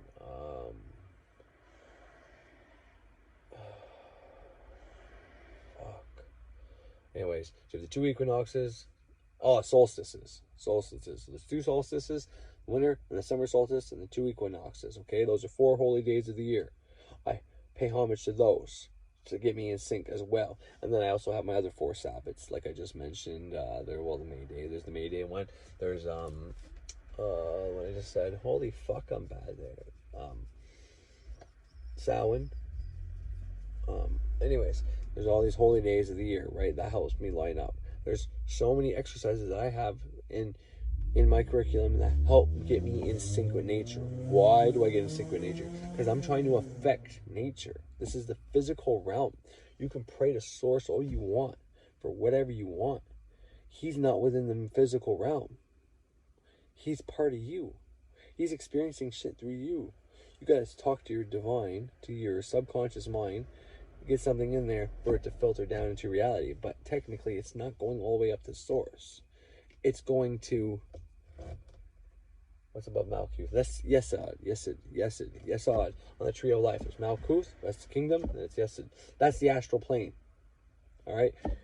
Source is all the way at the top, where the crown is. That's source. You're sending your shit up there, it's taking a long time to get back down. You're sending one up to Yesod. And then it trickles back down to you. You got to put so much energy in something. But if you affect nature, if you're in sync with nature, then it's easier to talk things into being. Okay? This is how, in my opinion, this is how I developed Gnosis. Gnosis is being able to trigger and instantly talk to your subconscious mind. Now, I know the word Gnosis means intelligence. It means knowledge, rather. Sorry. And, you know, Gnostics are people that don't believe in or trying to find God, or they can't. I forget how. It's in Wikipedia, but to me, that's not the right. And this is one of the. It was part of Frederick Xavier's new video. For me, the way I achieved Gnosis, or part of my Gnosis, anyways, and this may not make sense at all. That's the best I can come up with, because I literally speak things into reality. I literally banish thoughts. And if I banish a thought about it's going to rain while it's raining, if I say, no, I banish that thought and I accept that it's going to be sunny, it'll literally clear up in minutes. Likewise, when I'm in a fucking bad mood, or when I cried recently, there was fucking downpours of rain here. There was big fucking bad things happening in like places in the States nearby, like flash fucking flooding, you know what I mean? So I can affect my reality because I'm in sync with nature. And this is one of the ways I've achieved a type of Gnosis, where I can speak things into being, because I can talk to my subconscious directly. That's what Gnosis is. So most people have to implant sigils, have to put a suggestion into the subconscious mind, then it filters down, because you put so much energy into the thing you wanted that it appears in the astral plane. And then when you banish and you get rid of that sigil, you burn it, you light it up, put it in the ground, well, now you no longer have the thing down here. So whatever's up in the astral filters down here. So you filter down whatever you put energy into. So the longer you hold on to that sigil, it's not going to come in, but you got to charge it, you got to light it up, you got to make sure you do all the steps correctly. But by being in sync with nature, now going out in nature every day is great, and it's going to help you become in sync with nature, especially women. Women, when they go camping, their menstrual cycles sync up with nature. My wife doesn't do magic, yet she can talk things into existence as well. Better when we're gone camping or outside a lot, she can do some pretty cool shit. It's like, man, I know why. Because women get their initiation through stuff like their period and all that, right? They are nature. They are the one that selects their mate. They're the one that procreate. If a woman decides she's not having sex, well, then she's not making babies. Men, we can decide, hey, I want to have sex, but if a girl doesn't fuck us, then we can either force it on them and try to, but odds of us having a kid that one time are very seldom. But you know what I mean? Point is, they are nature, and they get so many more bullshit they got to go through than men. Us men like to pretend like we got it so bad, but girls got it worse than us. But this is the trade-off. When girls do magic, they're fucking a lot more powerful than we are. And I'm blessed to have more of a female energy, meaning like my negative planets, my girl planets are in girl signs, are neutral signs, and my guy planets are in girl signs. So I have more of a negative vibe to me, which helps me be receptive and have different occult, not powers, but, you know, abilities and shit like that. But nonetheless, my wife, if she was to start doing the initiate grade, she'd blow me out of the water. Blow me out of the water. Unbelievably blow me the fuck out of the water. It'd be incredible. But anyways, all that's to say is, I don't even know where the fuck I was going with that. Oh yeah, but yeah, you just gotta send things up to the side. You're not sending it up to fucking the source. It's the material plane you got. But that's how I developed my Gnosis. And I think through programming myself with sigils over and over again, saying that, you know, I made sigils to put in my subconscious to make me be able to manifest faster. Like, that was what my sigil was about. It wasn't like, I will $10,000. No, it was, I will that my ability to manifest is 7-fold faster than everybody else's. I will that I can manifest with just my words, and this is why I had to specify a spot where I manifest. I had to make sure my manifestation only happens at my altar, because speaking things into existence got a little dangerous at some points. But now with my gnosis, with me being able to, and I never knew what the word was for this. I keep saying gnosis because Frederick Xavier just talked about it on his Inner Circle newest video on Patreon. And it's like, fuck, thank God, I never knew what the fuck this was. You know, Birch talked about it a while back, like it's a way of life. You know, you can just do magic from within your head. It's like, there's no way I'm where Birch is, but like, I know what he's talking about. And, well, this is what he was talking about. And this is what it is. It's called gnosis, or according to Frederick Xavier, it's called gnosis. And I have that state of gnosis now. And I think it's because I synced up with nature. But this is also what I was talking about earlier. Well, it's not really related, but in the astral, the entities that are up there, they can feed on your astral body. So if you lit up the astral and you're not doing your lesser banishings of the pentagram anymore, well, you might have somebody eating on you. And what did I just say? What happens up there filters down here. So it's not like there's going to be some entity fucking eating on you, but the entity up there might have a counterpart down here, and that thing might be around you in the house and making you fearful and doing things to you. Likewise, you might start having pain somewhere and stuff like that. I don't know. This is unexplained, uncharted territory for me. I don't really know, because I don't know. I've never seen those entities. I've never been up there on the astral. I've never astral traveled. The only closest I get is when I do it in my imagination. So in my imagination, if I want to go, let's say, to Buddy's house that I don't like, that I talk about often, that I tried cursing and hexing, well, if I go in my mind and I project myself in the astral and I see his soul there and I start stabbing his soul until he dies, well, then I can potentially try to kill somebody like that, and that's a possibility. If you wanted to kill somebody, that's one way to do it. And I don't know if it works or not, but that's why I've read that in books. So there's a lot of bad things people can do, and people say, well, you can't do anything bad using magic. Well, bullshit. There's a lot of bad things you can do doing magic, and that's one of them. Now, I'm not actually in the astral, and thank God for that, because maybe this is the reason why I can't astral travel yet, because maybe I would have done that. So I'm thankful, because I don't want to kill anybody. I don't even have that much animosity towards them anymore. I mean, if I seen them, it might be a little different, but anyways, I'm rambling on and on and on here. All I want to say is I do things to affect nature, and now I reap the benefits from that. But there's a reason you want to affect nature, and you can pray to Source and be out of your head, and meditation is probably the single best thing you can do for magic, for everything, because you're connecting your mind, making your hippocampus bigger, and all these things bigger. I said this in one of my first videos, like more than a year ago now. But if you want to affect nature, there's certain little things you do, and once you affect nature, like I said, you open that root chakra, you get a connection to the Earth Star chakra. That's why that one's so important. Not only are you getting energy coming up, it's coming up from the ground. There's a connection there. Bam. You can't use the Earth Star chakra yet, not to your advantage anyways. Not until you connect all of them, you start learning about other ones, but you're still getting energy up there. Anyways, I'm going to let that go. There's a lot of information there, and anything I left open, you can look up yourself and figure out. And like I said, if this is a podcast, I'm going to play the thing from NEP Hall after.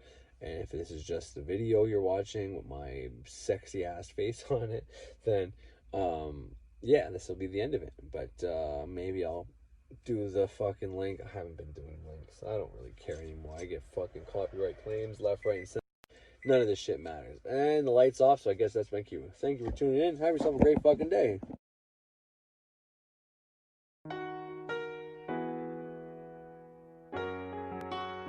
Bone Thugs, Akon, yeah.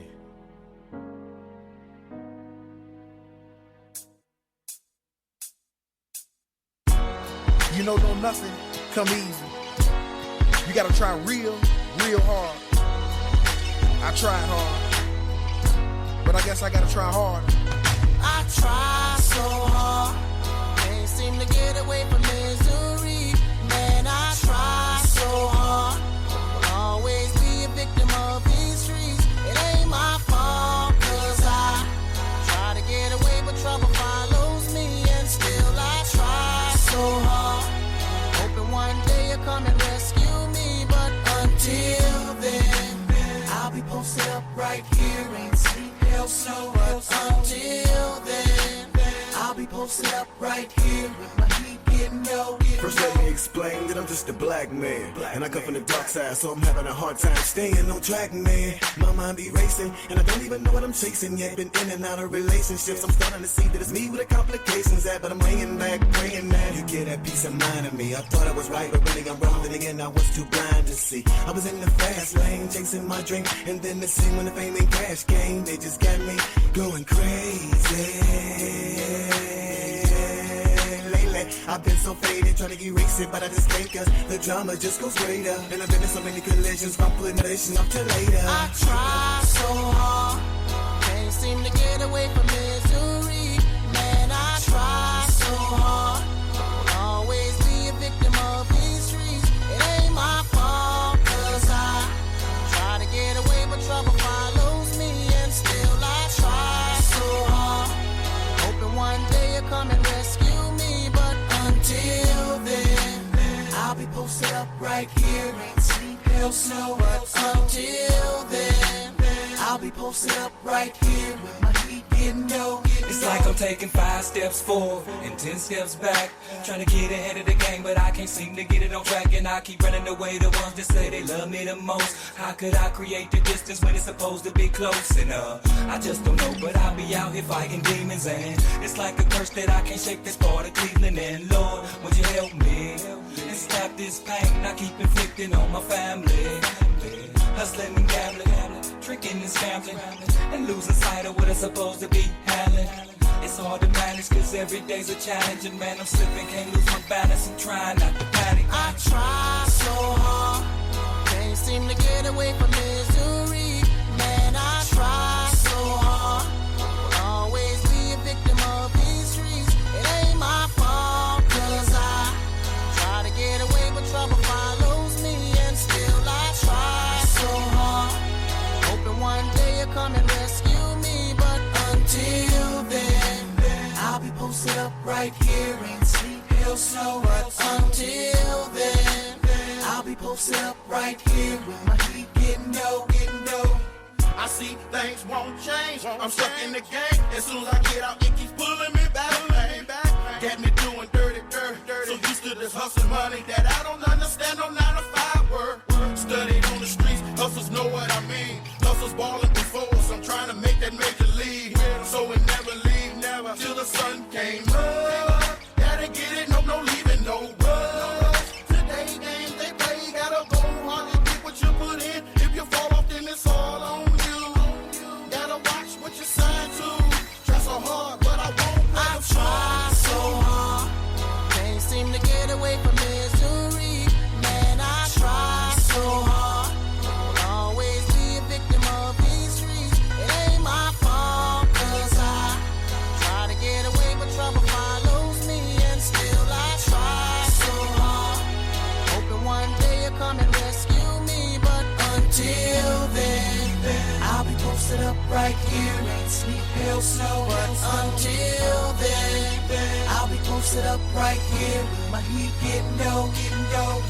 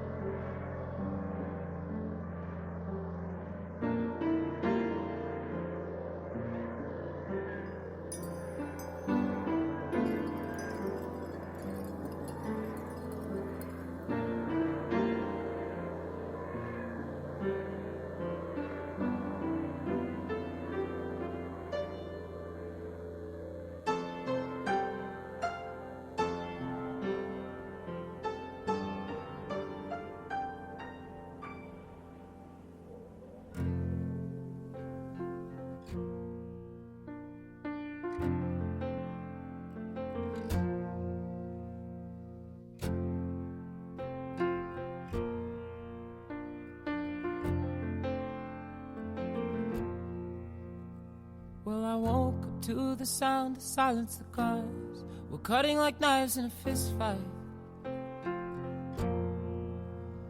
And I found you with a bottle of wine, your head in the curtains, and heart like the 4th of July. You swore and said we are not shining stars. This I know, I never said we are. Though I've never been through hell like that, I've closed enough windows to know you can never look back. If you're lost and alone, or you're sinking like a stone, carry on. May your past be the sound of your feet upon the ground. Carry on. Carry on, carry on.